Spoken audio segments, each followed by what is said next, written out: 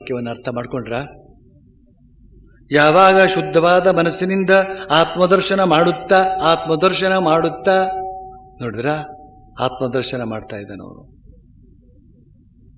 ಮನಸ್ಸು ಯಾವಾಗ ಶುದ್ಧವಾಯಿತೋ, ಈ ಯೋಗಾಭ್ಯಾಸದಿಂದ ಧ್ಯಾನಾಭ್ಯಾಸದಿಂದ ಶುದ್ಧವಾಗುವುದು ಅಂತಂದ್ರೆ ಏನು? ಶರೀರ ಶುದ್ಧವಾಗುವುದು ಅಂದ್ರೆ ನಮಗೊಂದು ಅಭಿಪ್ರಾಯ ಇದೆ. ಸೋಪ್ ಹಾಕಿ ಚೆನ್ನಾಗಿ ತೊಳೆದು ಒರೆಸ್ಕೊಂಡ್ಬಿಟ್ರೆ ಶುದ್ಧವಾಯಿತು ಅಂತ ನಾವು ತಿಳ್ಕೊಳ್ತೇವೆ. ಚರ್ಮರೋಗ ಇದ್ರೂ ಚಿಂತೆ ಇಲ್ಲ, ಸೋಪ್ ಹಾಕಿ ತೊಳೆದಿದೆ ಅಷ್ಟೇನೆ. ಚರ್ಮರೋಗ ಕೂಡ ಇರ್ಕೂಡ್ದು. ಆ ರೀತಿಯಲ್ಲಿ ಚರ್ಮವನ್ನು ಶುದ್ಧವಾಗಿ ಇಟ್ಕೊಂಡಿರ್ಬೇಕು. ಶರೀರದ ಒಳ ಹೊರ ಭಾಗ ಎರಡೂ ಕೂಡ ಶುದ್ಧವಾಗಿರಬೇಕು. ಇದು ಶುದ್ಧತೆಯ ಕುರಿತಾದಂತಹ ತಿಳುವಳಿಕೆ.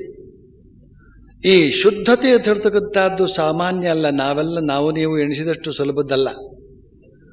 ಶುದ್ಧತೆ ಅಂತ ಹೇಳ್ತಕ್ಕಂಥದ್ದು ಅತ್ಯಂತ ಪ್ರಧಾನವಾದ ಸ್ಥಾನವನ್ನು ಪಡೆದಿದೆ ಯೋಗಾಭ್ಯಾಸದಲ್ಲಿ. ಪ್ಯೂರಿಟಿ ಅಂತ ಹೇಳಿದ್ರೆ ಏನು? ಸ್ವಾಮಿ ವಿವೇಕಾನಂದರು ಅದಕ್ಕೊಂದು ಅತ್ಯಂತ ಅದ್ಭುತವಾದ ಉದಾಹರಣೆ ನಿರ್ವಚನ ಕೊಡ್ತಾರೆ, ಡೆಫಿನಿಷನ್.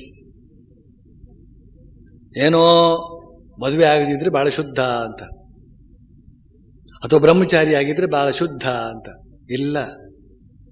ಅವನಲ್ಲಿ ಸ್ವಾರ್ಥ ಇಲ್ವೋ ಹಾಗಿದ್ರೆ ಅವನು ಶುದ್ಧ. ಎಷ್ಟೆಷ್ಟರ ಮಟ್ಟಿಗೆ ನಿಮ್ಮಲ್ಲಿ ನಿಸ್ವಾರ್ಥತೆ ಅಂತ ಹೇಳ್ತಕ್ಕಂಥದ್ದು ಜಾಗೃತವಾಗಿರುತ್ತೋ ಅಷ್ಟಷ್ಟರ ಮಟ್ಟಿಗೆ ನೀವು ಶುದ್ಧರು ಅಂತ ಅರ್ಥ. ಈ ಸ್ವಾಮಿ ವಿವೇಕಾನಂದರ ಈ ನಿರ್ವಚನವನ್ನು ಕೇಳಿ ನಾನು ಬೆರಗಾಗಿ ಹೋಗಿದ್ದೇನೆ. ಸ್ವಾರ್ಥ ಇದು ಮನಸ್ಸಿನ ಎಲ್ಲ ಅಶುದ್ಧಿಗೂ ಕೂಡ ಕಾರಣ. ಅವನು ಅಖಂಡ ಬ್ರಹ್ಮಚಾರಿಯಾಗಿದ್ರೂ ಕೂಡ ಈ ಸ್ವಾರ್ಥದ ದೋಷ ಇತ್ತು ಅಂತ ಹೇಳಿದ್ರೆ ಅವನು ಖಂಡಿತವಾಗಿ ಶುದ್ಧನಲ್ಲ. ಬ್ರಹ್ಮ ಸಾಕ್ಷಾತ್ಕಾರ ಅವನಿಗೆ ಇಲ್ಲ. ಯಾಕೆ? ಬ್ರಹ್ಮ ಅತ್ಯಂತ ನಿಸ್ವಾರ್ಥ.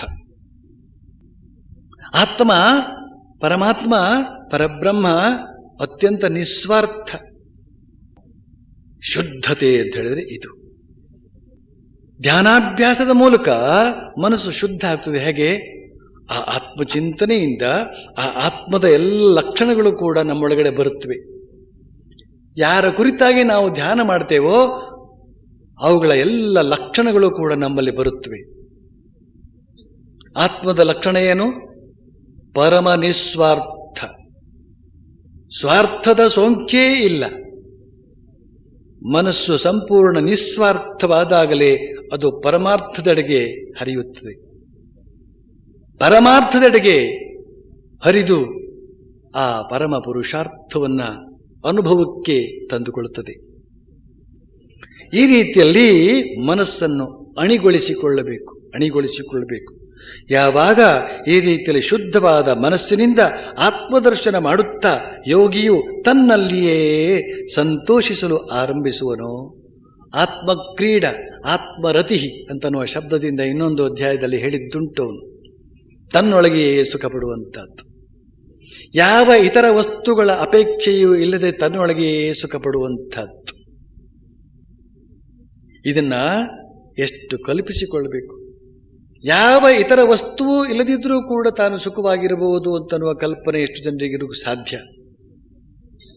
ಯಾವುದ್ಯಾವುದೋ ವಸ್ತುಗಳಿದ್ರೆ, ಯಾವುದ್ಯಾವುದೋ ಹಣ, ಕಾಸು, ಹೊರಮನೆ, ಕಾರು, ಗೀರು ಇವುಗಳೆಲ್ಲ ಇತ್ತು ಅಂದ್ರೆ ಮಾತ್ರ ಅವುಗಳೆಲ್ಲ ಇರಲಿ. ನಾವು ಕೂಡ ಈಗ ಆ ವಿವೇಕಾನಂದ ಆಶ್ರಮದಿಂದ ಇಲ್ಲಿವರೆಗೆ ಬರಬೇಕಾದ್ರೆ ಕಾರ್ನಲ್ಲೇ ಬರಬೇಕಾಯ್ತು. ಕಾರ್ ಇಲ್ದಿದ್ರೆ ಅಷ್ಟು ತೋರಿಸಿ ಇಲ್ಲಿವರೆಗೆ ನಾನು ಬರೋಕ್ಕಾಗ್ತಿತ್ತೋ? ಯಾವ ಕಾರ್ಬಾರು ಮಾಡೋಕ್ಕಾಗ್ತಿತ್ತು ನಾನು? ಕಾರ್ ಇಲ್ದಿದ್ರೆ ಯಾವ ಕಾರ್ಬಾರೂ ಇಲ್ಲ. ಹಾಗಾದ್ರೆ ಕಾರು ಬೇಡವಾ? ಹಾಗಂತ ಕಾರೇ ನಮ್ಮ ಜೀವನದ ಉದ್ದೇಶವೇ? ಈ ತರ ಆಲೋಚನೆ ಮಾಡಬೇಕು. ಯಾವಾಗಲೂ ತಪ್ಪು ತಿಳ್ಕೊಳ್ಬಾರ್ದು. ಪರಮಾರ್ಥ, ಯಾವುದೇ ಬಗೆಯ ಸ್ವಾರ್ಥದ ಲೇಪವೂ ಇಲ್ಲದೆ ಇರತಕ್ಕಂಥ ಆ ಪರಮಾರ್ಥ, ಅದೇ ಆತ್ಮ. ಅದರ ದರ್ಶನ ಅನುಭವ, ಅದನ್ನು ಮಾಡುತ್ತಾ ತನ್ನಲ್ಲಿಯೇ ಸುಖಿಸುತ್ತಾನೆಯೋ ಸುಖವಾಗಿರ್ತಾನೆ.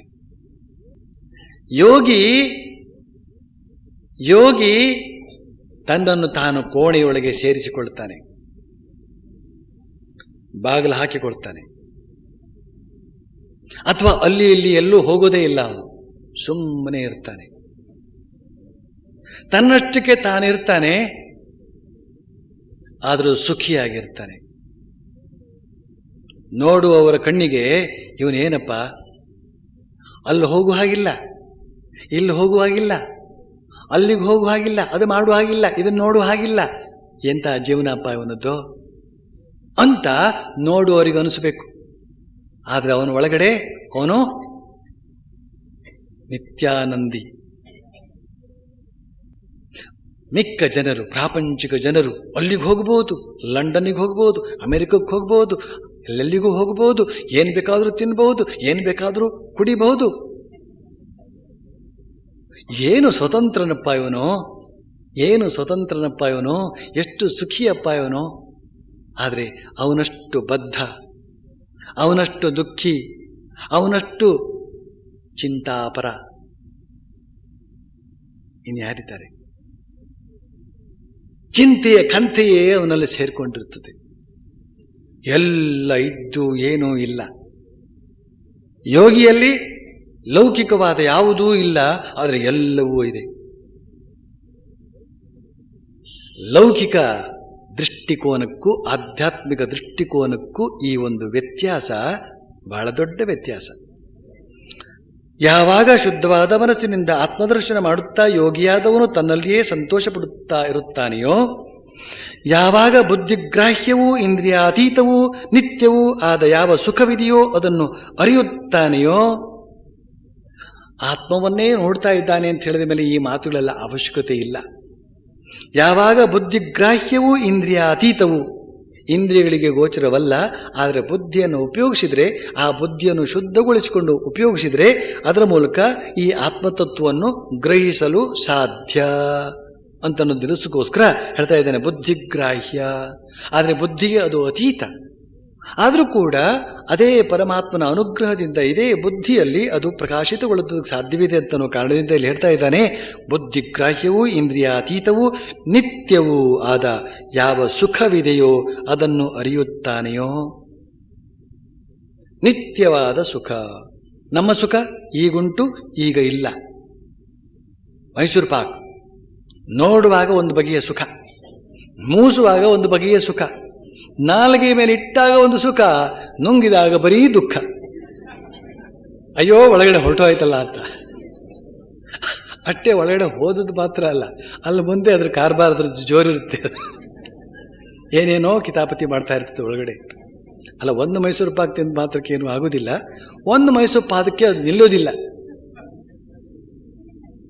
ಒಂದು ತಿಂದ ಮೇಲೆ ನಾಲಿಗೆಗೆ ಅದರ ರುಚಿ ಎಷ್ಟು ಹತ್ತುತ್ತದೆ ಅಂತ ಹೇಳಿದ್ರೆ ಒಂದರೊಳಗೆ ಏನು ಸಮಾಧಾನ ಪಡೋದೋ ತಗೋ ಇನ್ನೊಂದು. ಈ ತರಹ ಉತ್ತರ ಭಾರತದಲ್ಲಿ 25 ರಸಗುಲ್ಲ, 30 ಲಾಡು ಕಾಂಪಿಟಿಷನ್ ಇದೆ ಅಲ್ಲೆಲ್ಲ ಅದಕ್ಕೆ ಸಂಬಂಧಪಟ್ಟಂತೆ. ಸರಿಯಾಗಿ ಪಗಡದಸ್ತಾಗಿ ಊಟ ಮಾಡಿದ ಮೇಲೆ 1 kg ರಸಗುಲ್ಲ ತಿನ್ನುವವರು ಇದ್ದಾರಲ್ಲಿ. ಸುಖ ಅನುಭವಿಸಬೇಕು ಅಂತ ಹೇಳುವ ಉದ್ದೇಶದಿಂದ ಅವನೊಳಗಡೆ ಆ ತಿನ್ನುವ ಆಸೆ ಎಷ್ಟು ಪ್ರಬಲವಾಗುತ್ತದೆ ಅಂತ ಹೇಳಿದ್ರೆ ನಾಲಿಗೆಯೂ ಸಹಕರಿಸುತ್ತದೆ, ಹೊಟ್ಟೆಯೂ ಸಹಕರಿಸುತ್ತದೆ. ಆ ಥರ ಸಿದ್ಧಿ ಮಾಡಿಕೊಂಡವರು ಇದ್ದಾರೆ. ಕೆಲವು ಸಾಧುಗಳು ಕೂಡ ಹಾಗೆ ಊಟ ಮಾಡುವಲ್ಲಿ ಸಿದ್ಧ ಪುರುಷರು ಇದ್ದಾರಂತೆ.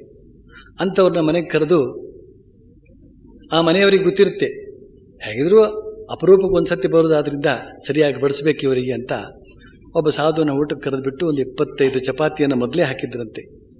ಅದು ಫಸ್ಟ್ ಕೋರ್ಸ್, ಮೊದಲೇ ಸಲ ಬಳಸಿದ್ದಕ್ಕಷ್ಟು. ಸಾಧುಗಳು ಕುಳಿತರು, ನೋಡಿದ್ರು, ಅವ್ರಿಗೆ ಸ್ವಲ್ಪ ಕೋಪ ಇತ್ತು ಸ್ವಭಾವದಲ್ಲಿ. ಕ್ಯಾ ಮುझे ರಾಕ್ಷಸ್ ಸಮझा, निकाल दो यहां से 2 रोटियां.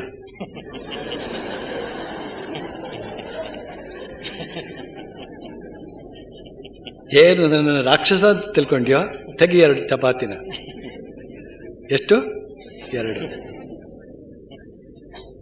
ಈ ತರ ಸಿದ್ಧ ಪುರುಷರೆಲ್ಲ ಇದ್ದಾರೆ, ಆ ವಿಚಾರ ಬೇರೆ. ಆದರೆ ಆ ನಿತ್ಯ ಸುಖ ಅಂತ ಹೇಳ್ತಕ್ಕಂಥದ್ದು ಎಷ್ಟು ನಿತ್ಯ ಊಟ ಮಾಡಿದ್ರು ಅದು ಬರುವುದಿಲ್ಲ. ಎಷ್ಟು ನಿತ್ಯ ಸಿನಿಮಾ ನೋಡಿದ್ರು ಕೊನೆಗೂ ಕಣ್ಣೋವು, ತಲೆನೋವು. ಆದರೆ ಈ ನಿತ್ಯ ಸುಖ ಅಂತ ಹೇಳ್ತಕ್ಕಂಥದ್ದು ಬೇರೆ. ಕೇವಲ ಸುಖ ಮಾತ್ರ ಅಲ್ಲ, ಇದು ದುಃಖರಹಿತವಾದಂತಹ ಸುಖ ಅಂತ. ಈ ಜ್ಯೋತಿಗೂ ಕೂಡ, ಇದು ಆತ್ಮಜ್ಯೋತಿ ಅಂತ ಇದೆಯಲ್ಲ, ಈ ಜ್ಯೋತಿಗೂ ಕೂಡ ನಿರ್ವಚನ ಇದೆ. ಏನದು? ನೆರಳೇ ಇಲ್ಲದಿರತಕ್ಕಂತಹ ಬೆಳಕು. ಎಲ್ಲ ಬೆಳಕಿಗೂ ಕೂಡ ಈ ಜಗತ್ತಿನಲ್ಲಿ ನೆರಳಿದೆ, ಆದರೆ ಆತ್ಮಜ್ಯೋತಿಯಲ್ಲಿ ಮಾತ್ರ ನೆರಳಿಲ್ಲ. ಹಾಗೆಯೇ ಈ ಸುಖದಲ್ಲಿ ಯಾವುದೇ ಬಗೆಯ ದುಃಖದ ಲೇಷವೂ ಇಲ್ಲ. ಬಳಿಕ ಇನ್ನೊಂದು ಮಾತನ್ನು ಹೇಳ್ತಾನೆ ಶ್ರೀಕೃಷ್ಣ, ಯಾವ ಆನಂದದಲ್ಲಿ ಇದ್ದುಕೊಂಡು ತತ್ವದಿಂದ ಚಲಿಸುವುದಿಲ್ಲವೋ, ಆನಂದ ನಿತ್ಯಾನಂದ ದೊರಕಿದ ಮೇಲೆ ತತ್ವದಿಂದ ಚಲಿಸುವ ಪ್ರಮೇಯವೇ ಇರುವುದಿಲ್ಲ. ಆದರೂ ಕೂಡ ಲೌಕಿಕ ಮಾಯೆ ಅಂತ ಹೇಳ್ತಕ್ಕಂಥದ್ದು ಎಷ್ಟು ಪ್ರಬಲವಾದದ್ದು ಅಂತ ಹೇಳಿದ್ರೆ, ಎಂತೆಂಥ ಜ್ಞಾನಿಯ ಮನಸ್ಸನ್ನು ಕೂಡ ಆಕರ್ಷಿಸಿ ಬಿಡುವಂತಹದ್ದು ಅಂತ ನಾವು ನಿನ್ನೆಯೋ ಮೊನ್ನೆಯೋ ತಿಳ್ಕೊಂಡಿದ್ದೇವೆ. ಆದ್ರಿಂದ ಹೇಳ್ತಾ ಇದ್ದಾನೆ, ಆ ಆನಂದದಲ್ಲಿ ಇದ್ಕೊಂಡು ಯಾರು ತತ್ವದಿಂದ ಚಲಿಸುವುದಿಲ್ಲವೋ ಮತ್ತು ಯಾವುದನ್ನು ಪಡೆದು ಬೇರೆ ಯಾವ ಲಾಭವೂ ಅದಕ್ಕಿಂತ ಹೆಚ್ಚಿನದು ಅಂತ ಭಾವಿಸುವುದಿಲ್ಲವೋ ಮತ್ತು ಯಾವುದರಲ್ಲಿ ಇದ್ದಾಗ ಎಂತೆಂಥ ದುಃಖವೇ ಒತ್ತರಿಸಿ ಬಂದರೂ ಅವಿಚಲನಾಗಿ ಇರುತ್ತಾನೆಯೋ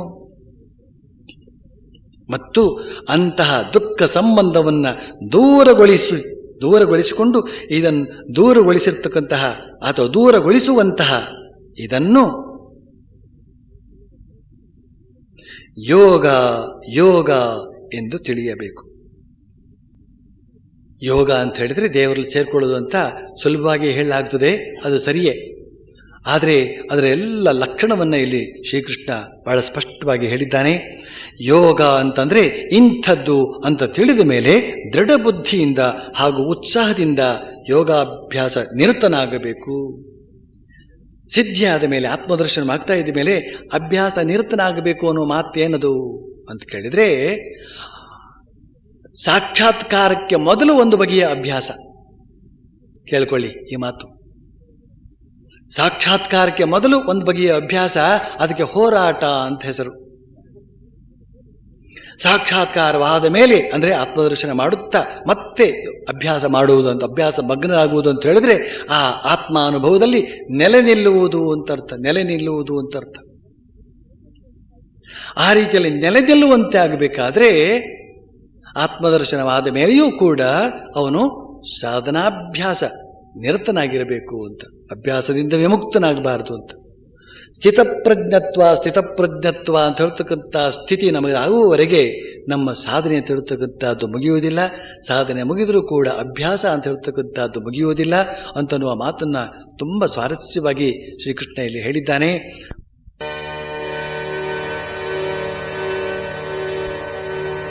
ವಸುದೇವಸುತಂ ದೇವಂ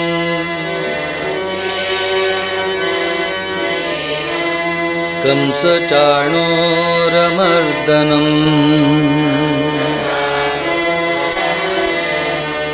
ದೇವಕೀ ಪರಮಾನಂದಂ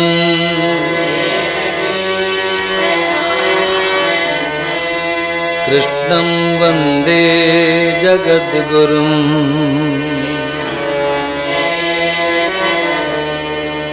ಹರಿ ಓಂ.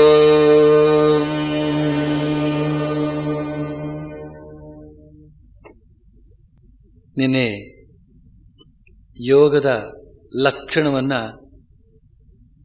ಹೇಳುತ್ತಾ ಶ್ರೀಕೃಷ್ಣ ತನ್ನ ಮಾತನ್ನು ಮುಗಿಸಿದ್ದಾನೆ. ಇವತ್ತು ಆ ಯೋಗದ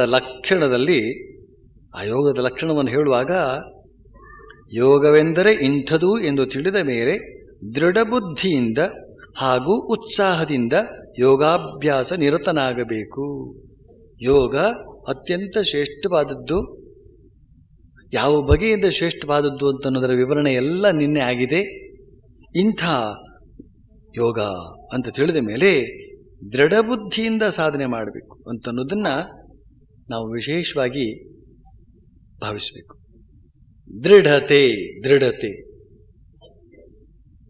ಇಚ್ಛಾಶಕ್ತಿ ಇಚ್ಛಾಶಕ್ತಿ ಅಂತ ಪ್ರತಿಯೊಬ್ಬ ಮನುಷ್ಯನಲ್ಲೂ ಅಷ್ಟೋ ಇಷ್ಟೋ ಇರುತ್ತೆ. ಮುಖ್ಯವಾಗಿ 3 ಶಕ್ತಿ ಪ್ರತಿಯೊಬ್ಬರಲ್ಲೂ ಇರ್ತದೆ. ಅದು ಜಗನ್ಮಾತೆಯಲ್ಲಿ ಆದ್ಯಾಶಕ್ತಿಯಲ್ಲಿ ಇರುವಂತಹ ಒಂದು ಗುಣ. ಯಾವುದದು? ಇಚ್ಛಾಶಕ್ತಿ, ಜ್ಞಾನಶಕ್ತಿ, ಕ್ರಿಯಾಶಕ್ತಿ. ಇಚ್ಛಾಶಕ್ತಿ ಅಂತ ಹೇಳಿದ್ರೆ ಹಿಡಿದ ಕೆಲಸವನ್ನು ಮಾಡೇ ತೀರ್ತೇನೆ ಅಂತ ಹೇಳ್ತಕ್ಕಂತಹ ಒಂದು ಹಠ. ಜ್ಞಾನಶಕ್ತಿ ಅಂತ ಹೇಳಿದ್ರೆ ಆ ಕಾರ್ಯವನ್ನು ಹೇಗೆಲ್ಲ ಮಾಡಬೇಕು, ಹೇಗೆ ಮಾಡಿದರೆ ಮಾತ್ರವೇ ಅದು ಪರಿಪೂರ್ಣತೆಯನ್ನು ಪಡೆಯಬಹುದು ಅಂತ ಅನ್ನೋದರ ಪರಿಪೂರ್ಣವಾದಂಥ ತಿಳುವಳಿಕೆ. ಇನ್ನು ಕ್ರಿಯಾಶಕ್ತಿ, ಅದನ್ನು ಕಾರ್ಯಗತಗೊಳಿಸತಕ್ಕಂತಹ ಶಕ್ತಿ. ಯಾವುದು ಸರಿ, ಯಾವೊಂದು ಕಾರ್ಯ ಮಹತ್ತರವಾದದ್ದು ಅಂತ ತಿಳಿದ ಮೇಲೆ, ಅದರ ಕುರಿತಾದಂತಹ ಪರಿಚಯವೂ ಆದ ಮೇಲೆ, ಮಾಡಲೇಬೇಕು ಅಂತನ್ನುವ ತೀರ್ಮಾನವೂ ಆದ ಮೇಲೆ, ಅದು ಆಗಿ ಮುಗಿಯುವವರೆಗೆ ನಿಲ್ಲದೇ ಇರತಕ್ಕಂತಹ ಸ್ಥಿತಿ, ಅದಕ್ಕೆ ಕ್ರಿಯಾತ್ಮಕ ಶಕ್ತಿ ಬೇಕದಕ್ಕೆ. ಕಾರ್ಯಕೌಶಲದಿಂದ ಕೂಡಿದಂತಹ ಕ್ರಿಯಾಶಕ್ತಿ ಬೇಕದಕ್ಕೆ. ಹೀಗೆ ಇಚ್ಛಾಶಕ್ತಿ ಅಂತ ಹೇಳ್ತಕ್ಕಂಥದ್ದು ಈ ದೃಢಬುದ್ಧಿಯನ್ನು ಕೊಡ್ತದೆ. ಆಗ ಮಾತ್ರವೇ ಹಿಡಿದ ಯೋಗವನ್ನು ಕೊನೆಯವರೆಗೂ ಸಾಧಿಸ್ತಾನವನು ಕ್ರಮಾಗತವಾಗಿ. ನೆನಪಿಟ್ಕೊಳ್ಳಿ, ಯಾತಕ್ಕೆ ಅಂತ ಹೇಳಿದ್ರೆ ಕೇವಲ ಇಚ್ಛಾಶಕ್ತಿ ಮಾತ್ರ ಅಲ್ಲ, ಜೊತೆಗೆ ಏನು ಬೇಕು? ಜ್ಞಾನಶಕ್ತಿ. ಯೋಗ ಅಂತಂದ್ರೆ ಏನು ಅಂತನ್ನೋದರ ಸ್ಪಷ್ಟವಾದಂತಹ ಪರಿಜ್ಞಾನವನ್ನು ಮಾಡಿಕೊಂಡೇ ಆ ಪ್ರಾಕ್ಟಿಕಲಿಗೆ ಇಳಿಬೇಕು. ಎಕ್ಸ್ಪೆರಿಮೆಂಟ್ ಮಾಡೋದಕ್ಕೆ ಹೋಗಬೇಕು. ಥಿಯರಿ ಅದು ಸರಿಯಾದ ರೀತಿಯಲ್ಲಿ ಆಗದೇನೆ ನಾವು ಎಕ್ಸ್ಪೆರಿಮೆಂಟ್ ಮಾಡೋದಕ್ಕೆ ಸಾಧ್ಯವಿಲ್ಲ, ಪ್ರಾಕ್ಟಿಕಲ್ಸಿಗೆ ಹೋಗೋದಕ್ಕಾಗೋದಿಲ್ಲ. ಅದೆಲ್ಲ ತಿಳಿದ ಮೇಲೆ ದೃಢಬುದ್ಧಿಯಿಂದ ಹೇಗೆ ಮುಂದುವರಿಯಬೇಕು ಅಂತನ್ನೋದನ್ನು ಹೇಳಿದ್ದಾನೆ. ಮುಂಡಕ ಉಪನಿಷತ್ತು ಅಂತ ಒಂದಿದೆ, ಅದರೊಳಗೆ ಒಂದು ಶ್ಲೋಕ ಬರ್ತದೆ. ಪ್ರಣವೋ ಧನುಷ್ಯರೋ ಹ್ಯಾತ್ಮ ಬ್ರಹ್ಮತಲ್ಲಕ್ಷ್ಯ ಮುಚ್ಚತೆ ಅಪ್ರಮತ್ತೇನ ವೇದ್ಧವ್ಯಂ ಶರವತ್ ತನ್ಮಯೋ ಭವೇತ್. ಪ್ರಣವ ಅದೇ ನಮ್ಮ ಬಿಲ್ಲು. ಈ ಆತ್ಮ ಅಂತ ಹೇಳ್ತಕ್ಕಂಥದ್ದೇನಿದೆಯೋ ಅದೇ ಬಾಣ. ಬಾಣವನ್ನು ಬಿಲ್ಲಿಗೆ ಹೆದೆ ಏರಿಸಬೇಕು ಮತ್ತು ಅದನ್ನು ಗುರಿಯೆಡೆಗೆ ಬಿಟ್ಟು ಬಿಡಬೇಕು. ಆದರೆ ಹೇಗೆ ಬಿಡಬೇಕು, ಯಾರು ಬಿಡಬೇಕು? ಅಪ್ರಮತ್ತೇನ ವೇದ್ಧವ್ಯಂ ಶರವತ್ ತನ್ಮಯೋ ಭವೇತ್.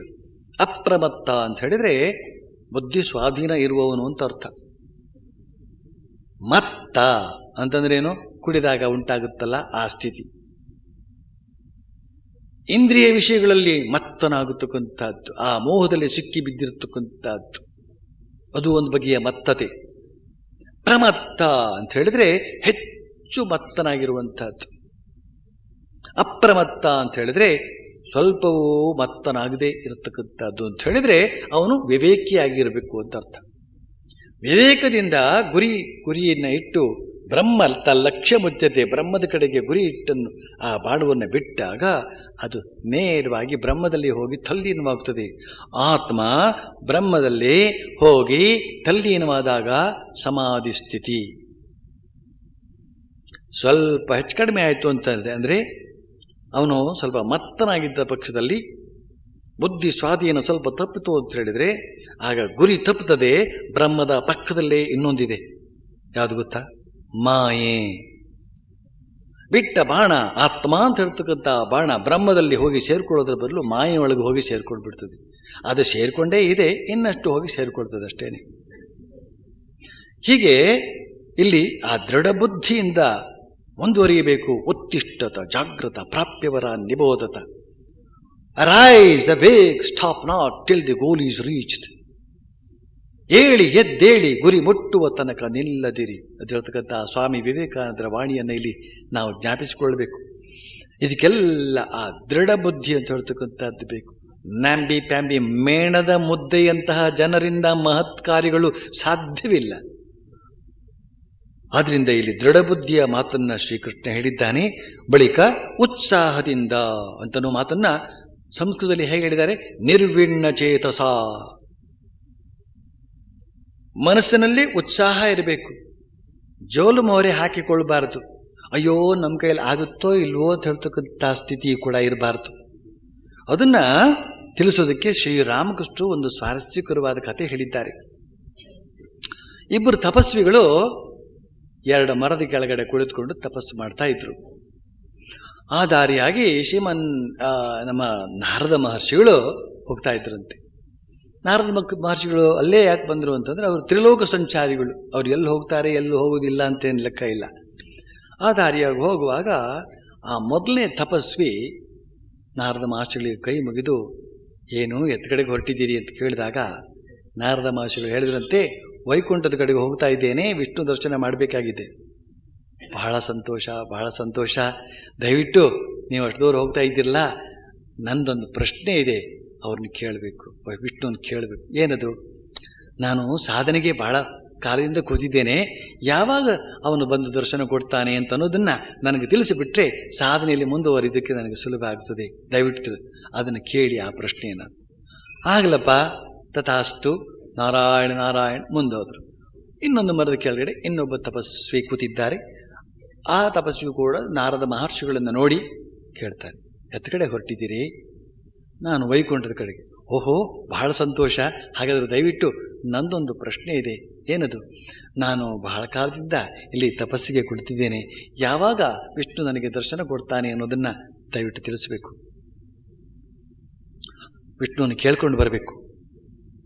ಆಗಲಪ್ಪ, ತಥಾಸ್ತು ಅಂಥೇಳಿ ನಾರಾಯಣ ನಾರಾಯಣ ಅಂತ ಹೊರಟ. ನಾರದರು ವಿಷ್ಣು ದರ್ಶನ ಮಾಡಿಕೊಂಡು ಅವ್ರ ಹತ್ರ ಮಾತಾಡಿಕೊಂಡು ಈ ಪ್ರಶ್ನೆಗಳನ್ನು ಕೂಡ ಕೇಳಿಕೊಂಡು ಹಿಂತಿರುಗಿ ಬರುವಾಗ ಆ ಮೊದಲನೇ ತಪಸ್ವಿಯ ಬಳಿಗಳ 2ನೇ ತಪಸ್ವಿಯ ಬಳಿಗೆ ಆ ದಾರಿಯಾಗಿ ಬಂದ್ರಿಂದ ಆ ದಾರಿಯಾಗಿ ಹಿಂತಿರುಗಿದ್ರಿಂದ ಆ 2ನೇ ತಪಸ್ವಿಯ ಬಳಿಗೆ ಬಂದು ತಲುಪಿದಾಗ ಅವನು ಸಂತೋಷದಿಂದ ನಾರದ ಮಹರ್ಷಿಗಳು, ಹೋದ್ರಾ? ನನ್ನ ಪ್ರಶ್ನೆಯನ್ನು ಕೇಳಿದ್ರಾ? ವಿಷ್ಣು ಏನು ಹೇಳಿದ? ದಯವಿಟ್ಟು ಹೇಳಿ. ವಿಷ್ಣು ಹೇಳಿದ, ನೀನು ಇನ್ನೊಂದು 4 ವರ್ಷ ಅಲ್ಲಲ್ಲ 4 ಜನ್ಮ, 4 ಜನ್ಮ ಇದೇ ರೀತಿಯಲ್ಲಿ ತಪಸ್ಸು ಮಾಡ್ತಾ ಇದ್ರೆ ನಿನಗೆ ವಿಷ್ಣು ಬಂದು ದರ್ಶನ ಕೊಡುವುದಾಗಿ ಆಶ್ವಾಸನೆಯನ್ನ ನೀಡಿದ್ದಾನೆ.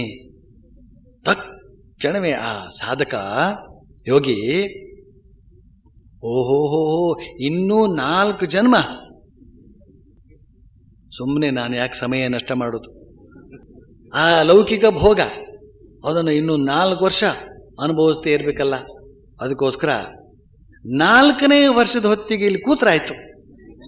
ಯಾಕೆಂದ್ರೆ 4 ವರ್ಷದ ನಂತರ ಅದು 4ನೇ ಜನ್ಮ, 4ನೇ ಜನ್ಮದಲ್ಲಿ ಬಂದು ಇಲ್ಲಿ ಸಾಧನೆಗೆ ಕುಳಿತರಾಯ್ತು. ಯಾತಕ್ಕೆ ಅಂತ ಹೇಳಿದ್ರೆ 4ನೇ ಜನ್ಮಕ್ಕೆ ತಾನೇ ಅವನ ದರ್ಶನ ಕೊಡೋದು. ಇನ್ನು 3 ಜನ್ಮ, ಆಹಾ, ಏನು ಟಿವಿ, ಏನು ಅಮೆರಿಕ, ಏನು ಜಪಾನು, ಏನು ಆ ಇಂದ್ರಿಯ ಭೋಗಗಳು, ಏನು ಅದ್ಭುತ, ಅದೆಲ್ಲ ಅನುಭವಿಸ್ಕೊಂಡು ಆಮೇಲೆ ಕೊನೆಯಲ್ಲಿ ಕೂತ್ರಾಯ್ತು ಅಂತ ಹೊರಟೇ ಬಿಟ್ಟ. ನಾರದರು ಹೀಗೆ ನೋಡಿದ್ರು, ನಾರಾಯಣ ನಾರಾಯಣ ಮುಂದೆ ಬಂದರು. ಈ ಕಡೆ ಇನ್ನೊಬ್ಬ ತಪಸ್ವಿಗಳು, ಅವನು ಕೂಡ ಕಾದ್ಕೊಂಡು ಕುಳಿತಿದ್ದ. ನಾರದನ್ನ ಕೇಳಿದ. ನಾರದರು ಹೇಳಿದರು, ನೋಡಪ್ಪ, ನೀನು ಈ ಮರದಲ್ಲಿ ಎಷ್ಟು ಎಲೆಗಳಿವೆಯೋ, ಈ ಅರಳಿ ಮರ, ಈ ಅರಳಿ ಮರದಲ್ಲಿ ಎಷ್ಟು ಎಲೆಗಳಿವೆಯೋ ಅಷ್ಟು ಜನ್ಮ ಎತ್ತಿದ ಮೇಲೆ ನಿನಗೆ ದರ್ಶನವನ್ನು ಕೊಡೋದಾಗಿ ಭರವಸೆ ಇಟ್ಟಿದ್ದಾನೆ ವಿಷ್ಣು ಪರಮಾತ್ಮ ಅಂತ. ಈ ಮೊದಲನೇ ತಪಸ್ವಿಗೆ ಕೇವಲ 4 ಜನ್ಮ, ಈ 2ನೇ ತಪಸ್ವಿಗೆ ಅಷ್ಟು ಜನ್ಮ. ಅವನಿಗೆ ಏನು ಅನಿಸ್ಬೇಕು ಹೇಳಿ? ಅವನು ಕೂಡ ಮನೆಗೆ ಹೋಗ್ಬೇಕಾಗಿತ್ತಲ್ಲ. ಅವನು ಕುಣಿದಾಡದಂತೆ, ಆನಂದದಿಂದ ಕುಣಿದಾಡಿಬಿಟ್ಟಂತೆ. ನಾರದರು ಆಶ್ಚರ್ಯಚಕಿತರಾಗ್ಬಿಟ್ರು. ಏನಪ್ಪ, ಇಷ್ಟೊಂದು ಸಂತೋಷ ಪಡೋದಕ್ಕೇನಿದೆ ಅದರಲ್ಲಿ? ಈ ಅರಳಿಯ ಮರದಲ್ಲಿರತಕ್ಕಂಥ ಜನ್ಮ, ಆ ಎಲೆಗಳಷ್ಟು ಜನ್ಮವನ್ನು ಎತ್ತಬೇಕು ಅಂತ ಹೇಳೋ ಹೊತ್ತಿಗೆ ಅಂಥದ್ದನ್ನು ಕೂಡ ನೀನು ಸಂತೋಷದಿಂದ ಸ್ವೀಕರಿಸಿ ಇಷ್ಟು ಕುಣಿದಾಡ್ತಾ ಇದೆಯಲ್ಲ, ಏನಿದು? ಆಗ ಅವನು ಇನ್ನಷ್ಟು ಸಂತೋಷದಿಂದ ಹೇಳಿದಂತೆ, ಆಹಾ, ನನ್ನ ವಿಷ್ಣುವಿನ ಕೃಪೆಗೆ ನಾನು ಏನು ಹೇಳಿ, ಇಷ್ಟು ಜನ್ಮಗಳಾದ ಮೇಲೆ ಆದರೂ ದರ್ಶನ ಕೊಡ್ತಾನಂತಲ್ಲ, ಅದಕ್ಕೆ ನನಗೆ ಬಹಳ ಸಂತೋಷವಾಯಿತು. ಎಷ್ಟು ಜನ್ಮಗಳಾದರೂ ಆಗಲಿ ಅವನು ಕೊಡ್ತಾನಂತಾಯ್ತು, ಖಾತ್ರಿ ಆಯ್ತಲ್ಲ. ತಕ್ಷಣವೇ ಅಲ್ಲಿ ವಿಷ್ಣು ಬಂದು ನಿಂತು ಬಿಟ್ಟನಂತೆ. ನಾರದನು ನೋಡಿ ಕೈ ಮುಗಿದ. ಈ ಭಕ್ತನ ಅವಸ್ಥೆ ಅಂತೂ ಕೇಳೋದೇ ಬೇಡ. ವಿಷ್ಣು ಹೇಳದಂತೆ, ನೋಡು, ನಿನ್ನ ಆ ಉತ್ಸಾಹ, ನಿನ್ನ ಆ ಶ್ರದ್ಧೆ, ಎಷ್ಟು ಜನ್ಮಗಳವರೆಗೂ ಕೂಡ ನನಗಾಗಿ ತಪಸ್ಸಿನಲ್ಲಿ ಮಗ್ನನಾಗಿರಬಲ್ಲೆ ಅಂತ ಹೇಳ್ತಕ್ಕಂಥ ನಿನ್ನ ಉತ್ಸಾಹ, ನಿನ್ನ ಉತ್ಸಾಹದ ಮನೋಭಾವ ಇದನ್ನು ಕಂಡು ನನಗೆ ಬಹಳ ಸಂತೋಷವಾಗಿದೆ. ಇನ್ಯಾಕೆ ಅಷ್ಟು ಜನ್ಮಗಳು ಬೇಡ, ಈಗಲೇ ಕೊಟ್ಬಿಡ್ತೇನೆ, ಬಂದೇ ಬಿಟ್ಟೆ. ನೋಡಿದ್ಯಾ, ಈ ಉತ್ಸಾಹದ ಬಗ್ಗೆ, ಉತ್ಸಾಹದಿಂದ ಆಧ್ಯಾತ್ಮಿಕ ಸಾಧನೆಯಲ್ಲಿ ಮಗನಾಗ್ತಕ್ಕಂತಹದ್ರ ಬಗ್ಗೆ ಶ್ರೀರಾಮಕೃಷ್ಣರು ಕೊಟ್ಟಂತ ಉದಾಹರಣೆಗಳು. ಇಬ್ಬರು ರೈತರು ಒಂದು ಸರೋವರದಿಂದ ತಮ್ಮ ಹೊಲಗಳಿಗೆ ನೀರನ್ನು ಹರಿಸ್ತಾ ಇದ್ರಂತೆ. ಯಾಕೆಂತಂದ್ರೆ ಅಲ್ಲೆಲ್ಲ ಮಳೆ ಇಲ್ಲದೆ ಬೆಳೆ ಎಲ್ಲ ಸುಟ್ಟೋಗ್ತಾ ಇತ್ತಂತೆ. ಎಲ್ಲ ರೈತಾಪಿಗಳು ಹೋಗಿದ್ದಾರೆ. ಇಬ್ಬರು ವಿಶೇಷವಾಗಿ ಅಗಿತಾ ಇದ್ದಾರೆ. ಯಾವುದನ್ನ? ಕಾಲುವೆ ತೋಡ್ತಾ ಇದ್ದಾರೆ, ಕಾಲುವೆ ತಮ್ಮ ಹೊಲಗಳಿಗೆ. 12 ಗಂಟೆ ಆಯಿತು, 12:15 ಆಯಿತು. ಒಬ್ಬ ರೈತನ ಹೆಂಡತಿ ತನ್ನ ಮಗಳನ್ನ ಕಳಿಸಿಲ್ಲಂತೆ. ಅಪ್ಪನ ಕರ್ಕೊಂಡು ಬಾರೋ, ಊಟ ಮಾಡಿ ಮುಂದಿನ ಕೆಲಸ ಮಾಡಲಿ. ಮಗಳು ಬಂದ್ಲು. ಅಪ್ಪ, ಅಮ್ಮ ಕರೀತಾ ಇದ್ದಾಳೆ, ಅಡುಗೆ ಎಲ್ಲ ಸಿದ್ಧವಾಗಿದಂತೆ, ಸ್ನಾನ ಮುಗಿಸ್ಕೊಂಡು ಊಟ ಮಾಡಿ ಆಮೇಲೆ ವಿಶ್ರಾಂತಿ ತೆಗೆದುಕೊಂಡು ಆಮೇಲೆ ಮಾಡ್ಬೇಕಂತ. ತಕ್ಷಣ ಆ ರೈತ ಕೋಪದಿಂದ ಗದರದ, ಬುದ್ಧಿ ಇದೆಯಾ ನಿನಗೆ, ಹೋಗ್ ಮನೆಗೆ. ಪಾಪ ಚಿಕ್ಕ ಹುಡುಗಿ ಅವಳು ಅವನಿನ್ನೂ ಬೈಯೋದಕ್ಕೆ ಶುರು ಮಾಡೋಕ್ಕೆ ಇಲ್ಲ, ಆಗಲೇ ಓಡೋಗ್ಬಿಟ್ಲು ಅವಳು. ಅಪ್ಪ ಯಾಕೋ ಕೋಪಿಸ್ಕೊಂಡಿದ್ದಾನೆ. ಈಗ ಅಮ್ಮನೇ ಹೊರಟುಬಿಟ್ಲು. ಬಂದ್ಬಿಟ್ಟು ಪ್ರೀತಿಯಿಂದ ಹೇಳಿದ್ಲು, ಏನ್ರಿ ಕಾಂಟ್ಯಾಕ್ಟ್ ಏನ್ರಿ? ಆಮೇಲೆ ಮಾಡಿದ್ರಾಯ್ತು, ಅಡುಗೆ ತಯಾರಾಗಿದೆ, ಬಿಸಿ ಬಿಸಿ ಅಡುಗೆ ತಯಾರಾಗಿದೆ, ಊಟ ಮಾಡಿ ಆಮೇಲೆ ಸ್ವಲ್ಪ ವಿಶ್ರಾಂತಿ ತೆಗೆದುಕೊಂಡು ಮುಂದುವರಿಸಿ. ತಕ್ಷಣ ಆ ರೈತ ಆ ಕೈಲಿರ್ತಕ್ಕಂಥ ಸನಕೆಯನ್ನು ಹಾಗೆ ಹಿಡ್ಕೊಂಡು ಎತ್ತರಿಸಿ ಹಿಡ್ಕೊಂಡು ಅಟ್ಸ್ಕೊಂಡು ಹೋದಂತೆ, ಏನೇ ನಿನಗೆ ಬುದ್ಧಿಗಿದ್ದಿ ಇದೆಯೇನೆ? ಇವತ್ತು ನಾನು ಕಾಲುವೆ ತೋಡಿ ನೀರನ್ನು ಹೊಲಕ್ಕೆ ತಂದುಕೊಳ್ಳದೆ ಹೋಯ್ತು ಅಂತಂದರೆ ಬೆಳೆ ಎಲ್ಲ ಸುಟ್ಟು ಹೋಗಿಬಿಡ್ತದೆ, ನೀವೆಲ್ಲ ಮಣ್ಣು ತಿನ್ಬೇಕಾಗ್ತದೆ. ಆಮೇಲೆ ಹೋಗ್ ಅಂತ ಅವಳನ್ನು ಓಡಿಸ್ಬೇಕು. ಅವಳು ಪಾಪ ಹಾಗೆ ಓಡಿ ಬರಲಿಲ್ಲ, ಬಂದ್ಲು ನಿಧಾನಕ್ಕೆ. ರೈತ ಒಂದೇ ಸಮನೆ ಉತ್ಸಾಹದಿಂದ ಆಗದು ಆಗದು ಆಗದು ಆಗದು ಕಾಲುವೆ ತೋಡಿ ಆ ನೀರು ಜುಳು ಜುಳು ಜುಳು ಜುಳು ಜುಳು ಜುಳು ಅಂತ ಅವನ ಗದ್ದೆಗೆ ಹರಿತಾ ಇದ್ದುದನ್ನು ಕಂಡು ಸಂತೋಷದಿಂದ ಮನೆಗೆ ಹಿಂತಿರುಗಿದ. ಹೆಂಡತಿ ಹತ್ರ ಹೇಳಿದಂತೆ, ಎಲ್ಲೇ ಎಣ್ಣೆ ತಗೊಂಬ. ಎಣ್ಣೆ ತಂದ್ಲು, ಹಾಕಿ ತಿಕ್ಕೊಂಡ, ಸ್ನಾನ ಮಾಡಿದ, ಬಿಸಿ ಬಿಸಿಯಾದ ಅಡುಗೆ ಊಟ ಮಾಡಿದ. ಆಮೇಲೆ ಅಲ್ಲೇ ಒಂದು ಕಡೆ ಮಲಗಿಕೊಂಡು ಶ್ರೀರಾಮಕೃಷ್ಣ ಹೇಳ್ತಾರೆ, ಸೂರ್ಲು ಕಿತ್ತು ಹೋಗುವ ಹಾಗೆ ವರ್ಕೆ ಹೊಡಿತಾ ನಿದ್ರೆ ಮಾಡಿದ್ದಂತೆ. ಯಾತಕ್ಕೆ ಅಂತ ಹೇಳಿದ್ರೆ ಕಾರ್ಯಸಿದ್ಧಿ ಆಗಿದೆ ನೋಡಿ, ಅದಕ್ಕೋಸ್ಕರ. ಅಲ್ಲೇ ಪಕ್ಕದಲ್ಲಿ ಶ್ರೀರಾಮಕೃಷ್ಣ ಹೇಳ್ತಾರೆ, ಅಲ್ಲೇ ಪಕ್ಕದಲ್ಲಿ ಇನ್ನೊಬ್ಬ ರೈತ ಕೂಡ ಅದೇ ರೀತಿಯಲ್ಲಿ ಅಗಿತಾ ಇದ್ದ. ಅವನ ಹೆಂಡತಿಯು ಕೂಡ ಬಂದು ವಯ್ಯಾರದಿಂದ ಹಿಡಿದ್ರು, ಏನ್ರಿ ಅಷ್ಟೊಂದು ದುಡಿತಾ ಇದ್ದೀರಿ, ಮೈಯೆಲ್ಲ ಬೆವತ್ಕೊಂಡಿದೆ, ಬನ್ನಿ ಸ್ನಾನ ಮಾಡಿ ಊಟ ಮುಗಿಸಿ ವಿಶ್ರಾಂತಿ ತೆಗೆದುಕೊಂಡು. ತಕ್ಷಣ ಅವನು ಆ ಗುದ್ಲಿನಲ್ಲೇ ಎಸ್ಬಿಟ್ಟು, ನಿನ್ನ ಮಾತಿಗೆ ಎದುರುಂಟೇನೆ ಅಂತ ಹೊರಟೇ ಬಿಟ್ಟಂತೆ. ಅವನ ಹೊಲಕ್ಕೆ, ಅವನ ಗದ್ದೆಗೆ ನೀರು ಬಂತೋ ಇಲ್ಲೋ, ಬರಲೇ ಇಲ್ಲ, ಅದು ಸುಟ್ಟೋಯ್ತು, ಅವನ ಕಷ್ಟಪಡಬೇಕಾಯ್ತು ಅಂತ ಹೇಳಬೇಕಾಗಿಲ್ಲ ಅಂತ ಶ್ರೀರಾಮಕೃಷ್ಣ ಈ ಕಥೆ ಹೇಳ್ತಾರೆ. ನಾನು ಕೂಡ ಕಾಳಿ ಮಾತೆಯನ್ನು ಸಾಕ್ಷಾತ್ಕಾರ ಮಾಡಿಕೊಳ್ಳೋದಕ್ಕೋಸ್ಕರ ಯಾವ ರೀತಿಯಲ್ಲಿ ಬಲ ಉಪಯೋಗಿಸಿದ್ದೇನೆ ಗೊತ್ತೇನು? ಆಕಾಶಕ್ಕೂ ಭೂಮಿಗೂ ಬಾಯಿ ತೆರೆದು ಕಾಳಿಯನ್ನು ಕೂಗಿ ಕರೆದಿದ್ದೇನೆ ನಾನು. ಗಂಡ ಯೋಗದಲ್ಲಿ ಜನಿಸಿದಂಥ ಶಿಶು ತಿನ್ನುವುದಂತೆ ತಾಯ, ನಾನು ಅಂತ ಶಿಶು ನಿನ್ನ ನುಂಗುವೆನು. ದೃಢಬುದ್ಧಿಯಿಂದಲೂ ಹೋಗಬೇಕು, ಉತ್ಸಾಹದಿಂದಲೂ ಹೋಗಬೇಕು ಅಂತನೋ ಮಾತನ್ನು ಶ್ರೀಕೃಷ್ಣ ಇಲ್ಲಿ ಹೇಳಿದ್ದಾನೆ. ಬಳಿಕ ಈಗ ಮುಂದಿನ ಶ್ಲೋಕಕ್ಕೆ ಹೋಗೋಣ. ಸಂಕಲ್ಪ ಪ್ರಭವಾನ್ ಕಾಮಾನ್ ತ್ಯಕ್ತ್ವಾ ಸರ್ವಾನಶೇಷತ ಮನಸೈವೇಂದ್ರಿಯ ಗ್ರಾಮಂ ವಿನಿಯಮ್ಯ ಸಮಂತತಃ ಶನೈರುಪರಮೇತ್ ಬುದ್ಧ್ಯಾ ಧೃತಿಗೃಹೀತಯಾ ಆತ್ಮಸಂಸ್ಥಂ ಮನಃ ಕೃತ್ವಾ ನ ಕಿಂಚಿದಪಿ ಚಿಂತಯೇತ್. ಸಂಕಲ್ಪ ಪ್ರಭವಾನ್ ಕಾಮಾಂ ತ್ಯಕ್ತ್ವಾ ಸರ್ವಾನ್ ಅಶೇಷತಃ ಮನಸೈವೇಂದ್ರಿಯ ಗ್ರಾಮಂ ವಿನಿಯಮ್ಯ ಸಮಂತತಃ ನ ಕೃತ್ವಾ ನ ಕಿಂಚಿದಪಿ ಚಿಂತಯೇತ್. ಸಂಕಲ್ಪದಿಂದ ಉತ್ಪನ್ನವಾದ ಎಲ್ಲ ಕಾಮನೆಗಳನ್ನು ಸಂಪೂರ್ಣವಾಗಿ ತ್ಯಜಿಸಿ ಮನಸ್ಸಿನಿಂದಲೇ ಇಂದ್ರಿಯ ಸಮೂಹವನ್ನು ಎಲ್ಲ ಕಡೆಗಳಿಂದಲೂ ನಿಗ್ರಹಿಸಿ ಧೈರ್ಯ ಸಮೇತವಾದ ಬುದ್ಧಿಯಿಂದ ಮೆಲ್ಲನೆ ಆತ್ಮನೆಡೆಗೆ ಹಿಂತಿರುಗಬೇಕು ಮತ್ತು ಮನಸ್ಸಿನ ಇತರ ಎಲ್ಲ ಚಿಂತೆ ತಾಪತ್ರಯಗಳನ್ನು ಬದಿಗೊತ್ತಿ ಅದನ್ನು ಆತ್ಮದಲ್ಲಿ ಅಂದರೆ ಆ ಮನಸ್ಸನ್ನು ಆತ್ಮದಲ್ಲಿ ನಿಲ್ಲುವಂತೆ ಮಾಡಬೇಕು. ಸಂಕಲ್ಪ ಪ್ರಭವಾನ್ ಕಾಮಾಂಸ್ ತ್ಯಕ್ತ್ವಾ. ಕಾಮನೆಗಳು ಹುಟ್ಟುವುದೆಲ್ಲ ಸಂಕಲ್ಪದಿಂದ. ಇದು ಬೇಕು, ಅದು ಬೇಕು, ಅದು ತಿನ್ನಬೇಕು, ಇದು ನೋಡಬೇಕು ಅಂತ ಹೇಳ್ತಕ್ಕಂಥದ್ದು. ಈ ಆಸೆಗಳು ಕೆಟ್ಟದ್ದೋ ಅಂತ ಹೇಳ್ತಕ್ಕಂಥ ಪ್ರಶ್ನೆ ಅನಾದಿ ಕಾಲದ್ದು. ಈಗಲೂ ಕೇಳ್ತಾ ಇರ್ತಾರೆ, ಆಸೆಗಳು ಕೆಟ್ಟದ್ದು ಅಂತ ಯೋಗಿಗಳು ಹೇಳ್ತಾ ಇರ್ತಾರೆ. ಅದನ್ನು ಬಿಡಬೇಕು, ಅದನ್ನು ಬಿಡದೇ ಇದ್ರೆ ಯೋಗಾಭ್ಯಾಸ ಪರಿಪೂರ್ಣವಾಗುವುದಿಲ್ಲ ಅಂತ ಹೇಳ್ತಿರ್ತಾರೆ. ಈ ಗೃಹಸ್ಥರು ಅಂತನ್ನುವರು ಮನೆಗೇನೆ ಮಾಡ್ಕೊಂಡಿರ್ತಕ್ಕಂಥವ್ರು ಎಲ್ಲ ಬಗೆಯ ಬೇಕು ಅಂತ ಹೇಳ್ತಕ್ಕಂಥವ್ರು ಅವರು ಆಸೆಯನ್ನು ಬಿಡಬೇಕು ಅಂತ ಹೇಳಿಬಿಟ್ಟಲ್ಲ ಶ್ರೀಕೃಷ್ಣ. ಬೇರೆ ಏನು ಹೇಳಿದ್ರು ಒಪ್ಕೊಳ್ಬಹುದಾಗಿತ್ತು, ಹರಿಭಜನೆ ಮಾಡು ಅಂತ ಹೇಳಿದ್ರು ಎಷ್ಟೋ ಒಪ್ಕೊಳ್ಬಹುದಾಗಿತ್ತು. ಆದರೆ ಇದನ್ನು ಬಿಡಬೇಕು ಅಂತ ಹೇಳಿಬಿಟ್ಟಲ್ಲ. ಅವನು ಕೇವಲ ಬಿಡೋದಕ್ಕೋಸ್ಕರ ಬಿಡೋದನ್ನು ಹೇಳಿಲ್ಲ, ಪಡೆಯುವುದಕ್ಕೋಸ್ಕರ ಬಿಡುವುದನ್ನು ಹೇಳಿದ್ದಾನೆ. ಯಾವುದೋ ಬೃಹತ್ತಾದದ್ರ ಪ್ರಯೋಜನದ ಉದ್ದೇಶದಿಂದ ಈ ಅಲ್ಪವನ್ನು ಬಿಡಬೇಕು ಅಂತ. ಆದರೂ ಕೂಡ ಸಾಮಾನ್ಯವಾದಂಥ ಆಸೆಗಳು, ಒಳ್ಳೆಯ ಆಸೆಗಳು, ಅದು ಖಂಡಿತವಾಗಿಯೂ ಕೂಡ ಅಪಾಯಕರವಲ್ಲ.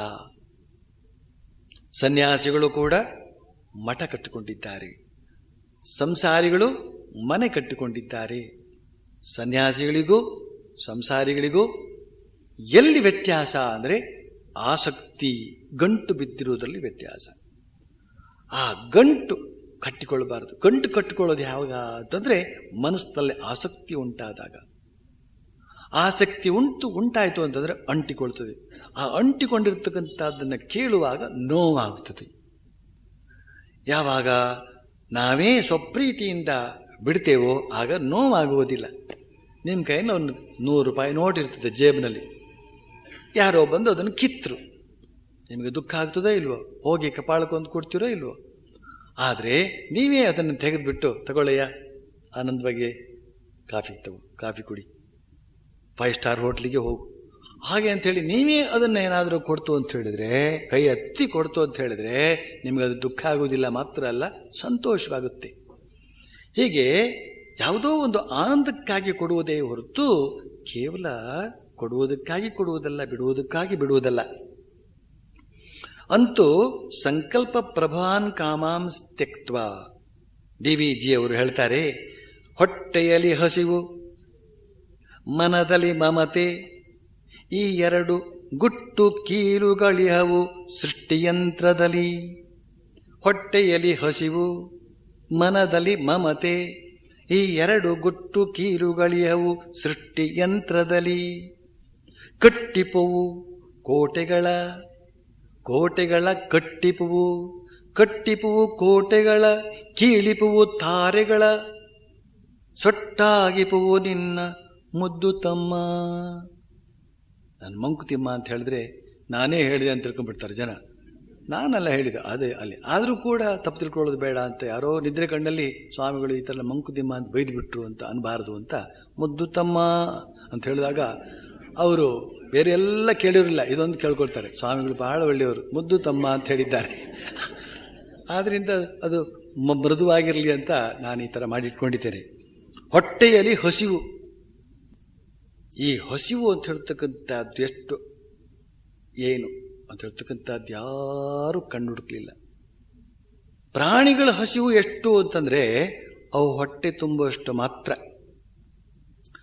ಮನುಷ್ಯನ ಹಸಿವು ಇದೆಯಲ್ಲ, ತನ್ನ ಹೊಟ್ಟೆಯೂ ತುಂಬಿ, ಆಮೇಲೆ ತನ್ನ ಮನೆಯವರು ಎಷ್ಟು ಮಂದಿ ಇದ್ದಾರೋ ಅವರು ಹೊಟ್ಟೆಯೂ ತುಂಬಿ, ನಾಳೆ ಹೊಟ್ಟೆ ತುಂಬಿಸ್ಕೊಳ್ಬೇಕಲ್ಲ ಅದಕ್ಕೂ ಕೂಡ ಕೂಡಿಟ್ಟು, ನಾಡ್ದಿಗೂ ಕೂಡಿಟ್ಟು, ಮಗನಿಗೆ ಕೂಡಿಟ್ಟು, ಮೊಮ್ಮಗನಿಗೆ ಕೂಡಿಟ್ಟು, ಮರಿ ಮಗ ಇದ್ದಾನೆ ಅವನಿಗೆ ಯಾಕೆ ಇಡಬಾರದು, ಅವನಿಗೂ ಕೂಡಿಟ್ಟು,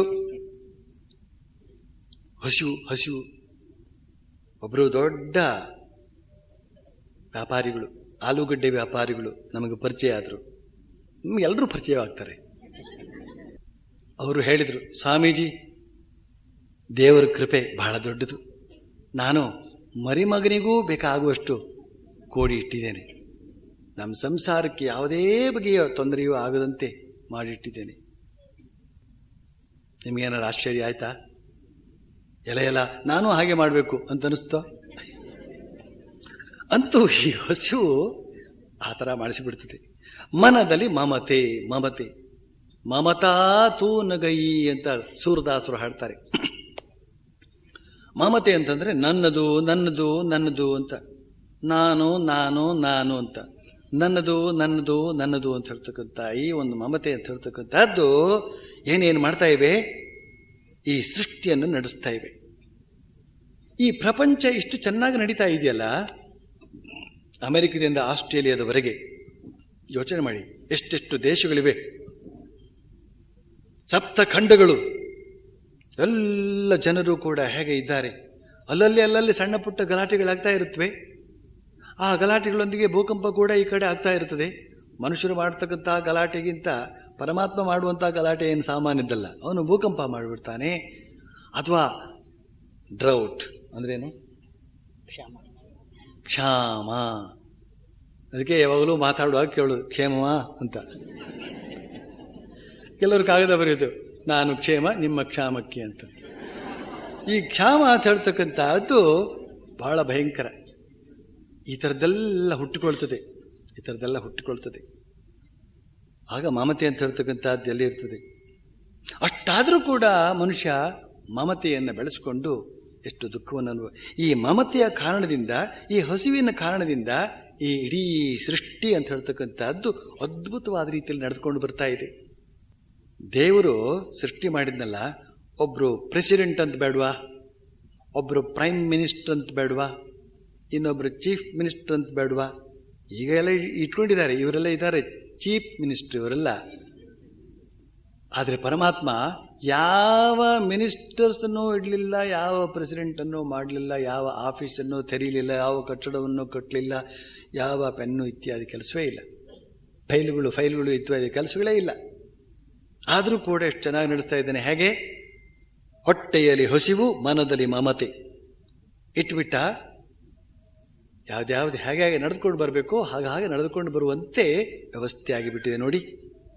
ಗುಟ್ಟು ಕೀಲುಗಳು ಇವು ಸೃಷ್ಟಿ ಯಂತ್ರದಲ್ಲಿ ಇವು ಏನು ಮಾಡ್ತಾ ಇವೆ? ಕಟ್ಟಿಪುವು ಕೋಟೆಗಳ, ಕೀಳಿಪುವು ತಾರೆಗಳ, ಸೊಟ್ಟಾಗಿಪುವು ನಿನ್ನ. ಮನುಷ್ಯನನ್ನು ಸೊಟ್ಟಾಗಿಸಿಬಿಡುತ್ತವೆ. ಈ ಮಮತೆ ಕಾರಣದಿಂದಾಗಿ ಸೋತೋಗಿಬಿಡ್ತಾನೆ. ವಯಸ್ಸಿನ ಕಾಲದಲ್ಲಿ ನೋಡಬೇಕು ನೀವು ಮನುಷ್ಯರನ್ನ, ಯಾವ ಥರ ಇರ್ತಾರೆ. ಕಷ್ಟ ನಷ್ಟ ಭ್ರಷ್ಟ ಮಾನ ಅಪಮಾನ ಅಂಥವುಗಳೆಲ್ಲ ಆಗಿಬಿಟ್ಟು ಅವನು ಎಷ್ಟು ಒದ್ದಾಡ್ತಾನೆ. ಕೇವಲ ಈ ಹಸಿವು, ಆ ಮಮತೆ, ಈ ಕಾರಣದಿಂದಾಗಿ. ಅದಕ್ಕೋಸ್ಕರ ಸಂಕಲ್ಪ ಪ್ರಭವಾನ್ ಕಾಮಾಂ ತ್ಯಕ್ತ್ವ ಅಂತ ಹೇಳ್ತಕ್ಕಂಥ ಮಾತನ್ನ ಯೋಗಿಗಳಿಗೋಸ್ಕರ ಹೇಳಿದ್ದಾನೆ ಅಂತ ನಾವು ಮಾತನ್ನ ತೆಗೆದುಕೊಳ್ಬೇಕಿಲ್ಲಿ. ನೀವೇನಾದರೂ ಯೋಗಿಗಳು ಅಂತ ಆಗಬೇಕು ಅಂತ ಹೇಳಿ ಅಪೇಕ್ಷೆ ಇತ್ತು ಅಂತ ಹೇಳಿದ್ರೆ, ಮೊದಲನೇದಾಗಿ ಈ ಸಂಕಲ್ಪದಿಂದ ಉತ್ಪನ್ನವಾಗತಕ್ಕಂಥ ಬಗೆಯ ಆಸೆ ಆಕಾಂಕ್ಷೆಗಳ ಒಂದು ತುಡಿತವನ್ನ ಹತೋಟಿಗೆ ತಂದುಕೊಳ್ಳಬೇಕು. ಬುದ್ಧ ಹೇಳಿದಂತಹ ಮಾತನ್ನು ಎಲ್ಲಿ ನೆನಪು ಮಾಡಿಕೊಳ್ಬೇಕು? ಆಶಾ ಹಿ ಪರಮಂ ದುಃಖಂ. ನಿರಾಶಾ ಅಂತಂದ್ರೆ ಹತಾಶೆ ಅಂತ ಅರ್ಥ ಅಲ್ಲ, ಡಿಸಪಾಯಿಂಟ್ಮೆಂಟ್ ಅಂತ ಅರ್ಥ ಅಲ್ಲ. ನಿರಾಶೆ ಆಗೋದು ಅಂತಂದ್ರೆ ಆಸೆ ಇಟ್ಕೊಳ್ಳದೆ ಇರುವಂತಹದ್ದಷ್ಟೇನೆ. ಆದ್ರಾಯ್ತು, ಹೋದ್ರೆ ಹೋಯ್ತು, ಹೇಗೋ ಆದ್ರೆ ಹಾಗೆ ಸರಿ ಅಂತ ಮಾಡುವ ಪ್ರಯತ್ನ ಮಾಡಬೇಕು. ಕರ್ಮಣ್ಯೇವಾಧಿಕಾರಸ್ತೆ ಮಾ ಫಲೇಶು ಕದಾಚನ. ಕರ್ಮಣ್ಯೇವಾಧಿಕಾರಸ್ತೆ, ನಿನಗೆ ಕರ್ಮ ಮಾಡೋದಕ್ಕೆ ಅಧಿಕಾರ ಇದೆ, ನೀನು ಮಾಡಬೇಕು. ನೈಕಶ್ಚಿತ್ ಕ್ಷಣಮಪಿ ಜಾತುತಿಷ್ಠತ್ಯಕರ್ಮ ಕೃತ್ ಕಾರ್ಯತೆ ವಶಕರ್ಮ ಸರ್ವ ಪ್ರಕೃತಿಜೈರ್ಗುಣೈ. ಕರ್ಮ ಮಾಡಲೇಬೇಕು, ಆದರೆ ಫಲಕ್ಕೆ ಅಂಟುಕೊಂಡು ಒದ್ದಾಡಬಾರದು ಅಂತ. ಸಂಕಲ್ಪಗಳಿಂದ ಕಾಮನೆಗಳ ಉತ್ಪತ್ತಿ, ಕಾಮನೆಗಳ ದಶೆಯಿಂದ ಇತರ ಕಾರ್ಬಾರಗಳು ನಡೆಯುತ್ತವೆ. ಆದ್ರಿಂದ ಯೋಗಕ್ಕೆ ಅವನಿಗೆ ಸಮಯವಿಲ್ಲದಂತೆ ಆಗ್ತದೆ. ಯೋಗದಲ್ಲಿ ಮನಸ್ಸನ್ನು ಏಕಾಗ್ರಗೊಳಿಸಬೇಕು. ಇದನ್ನ ಮನಸ್ಸು ಬಹು ಅಗ್ರಗಳನ್ನಾಗಿ ಮಾಡಿಬಿಡ್ತದೆ, ಹಲವಾರು ಕಡೆಗೆ ಮನಸ್ಸನ್ನು ತೆಗೆದುಕೊಂಡು ಹೋಗಿಬಿಡ್ತದೆ. ಆಮೇಲೆ ತ್ಯಕ್ತ್ವಾ ಸರ್ವಾನ್ ಅಶೇಷತಃ. ಸರ್ವಾನ್ ಅಂತ ಹೇಳಿದ್ರೆ ಒಳ್ಳೆಯ ಆಸೆ, ಕೆಟ್ಟ ಆಸೆ. ಶುಭ ಪರಿತ್ಯಾಗಿ ಅಂತನ್ನುವ ಮಾತು ಭಗವದ್ಗೀತೆಯಲ್ಲೇ ಬರುತ್ತದೆ. ಅದನ್ನು ನೆನಪು ಮಾಡಿಕೊಂಡ್ರಾಯ್ತು. ಶುಭ ಅಂತ ಹೇಳ್ತಕ್ಕಂಥದ್ದು ಚಿನ್ನದ ಸರಪಣಿ, ಅಶುಭ ಅಂತ ಹೇಳ್ತಕ್ಕಂಥದ್ದು ಕಬ್ಬಿಣದ ಸರಪಣಿ, ಒಳ್ಳೆಯ ಆಸೆ ಅಂತ ಹೇಳ್ತಕ್ಕಂಥದ್ದು ಸುವರ್ಣದ ಸಂಕೋಲೆ, ಕೆಟ್ಟ ಆಸೆಗಳು ಅಂತ ಹೇಳ್ತಕ್ಕಂಥವುಗಳು ಕಬ್ಬಿಣದ ಸಂಕೋಲೆ. ಶ್ರೀರಾಮಕೃಷ್ಣ ಕೊಟ್ಟಂತ ಉದಾಹರಣೆ ಇದು. ಕಬ್ಬಿಣದ ಸಂಕೋಲೆ ಅಂತ ಹೇಳ್ತಕ್ಕಂಥದ್ದನ್ನ ಅದೇನ ನಮ್ಮ ಕಾಲಿಗೆ ಬೀಯಿತು ಅಂತ ಹೇಳಿದ್ರೆ ನಾವು ಬೇಡ ಅಂದಾಗ ಒಂದ್ಸತಿ ಒದ್ದು ಬಿಡ್ತು ಅಂತ ಕಾಲು ತುಂಡಾದಿತ್ತೆ ಹೊರತು ಆ ಕಬ್ಬಿಣದ ಸಂಕೋಲೆ ಏನೂ ಆಗೋದಿಲ್ಲ. ಈ ಚಿನ್ನದ ಸಂಕೋಲೆ ಅಂತ ಹೇಳ್ತಕ್ಕಂಥದ್ದು ಏನಾದರೂ ಇತ್ತು ಅಂತ ಹೇಳಿದ್ರೆ, ಚಿನ್ನದ ಚೈನ್ ಏನಾದರೂ ಕಟ್ಕೊಂಡಿತ್ತು ಅಂತ ಹೇಳಿದ್ರೆ ನಿಮ್ಗೇನಾದರೂ ಬೇಡ ಆಯಿತು ಅಂತ ಇಟ್ಕೊಳ್ಳಿ, ಬೇಡ ಅಂತ ಮನಸ್ಸಾಯಿತು, ಒಂದ್ಸರ್ತಿ ಕಿತ್ತು ಒಗಿರಿ, ಆ ಚೈನು ತುಂಡಾಗೋಗ್ಬಿಡ್ತದೆ, ನೀವು ಇತ್ತ ಕಡೆ ಬಂದ್ಬಿಡ್ಬೋದು. ಅಂದರೆ ಬಂಧನದಿಂದ ಬಿಡುಗಡೆ ಮಾಡಿಕೊಳ್ಬಹುದು ಅಂತ ಅರ್ಥ. ಈ ಒಳ್ಳೆಯದು ಅಂತೇನಿದೆಯೋ ಅದಕ್ಕೆ ಒಳ್ಳೆಯ ಮುಳ್ಳಿನ ಒಂದು ಉದಾಹರಣೆ ಕೊಡ್ತಾರೆ ಶ್ರೀರಾಮಕೃಷ್ಣರು. ಕೆಟ್ಟದ್ದು ಅಂತ ಹೇಳ್ತಕ್ಕಂಥದ್ದು ಚುಚ್ಚಿದ ಮುಳ್ಳು, ಒಳ್ಳೆಯದು ಅಂತ ಹೇಳಿದ್ರೆ ಹೊರಗಡೆ ಇರತಕ್ಕಂಥ ಮುಳ್ಳು. ಮುಳ್ಳೊಂದು ಕಾಲಿಗೆ ಚುಚ್ಕೊಂಡಿದೆ ಅಂದ್ರೆ ಅದನ್ನು ಹೇಗೆ ತೆಗಿತೀರಿ ನೀವು? ಕೈ ಬೆರಳಾಗಿ ಹೀಗೆ ತೆಗೆದು ಬಿಡ್ತೀರಾ ಅಥವಾ ಇಕ್ಕಳು ಹಾಕಿ ತೆಗಿಯೋಕ್ಕಾಗ್ತದೋ? ಇನ್ನೊಂದು ಮುಳ್ಳು ಬೇಕು, ಅಷ್ಟೇ ಚೂಪಾಗಿರ್ತಕ್ಕಂಥದ್ದು.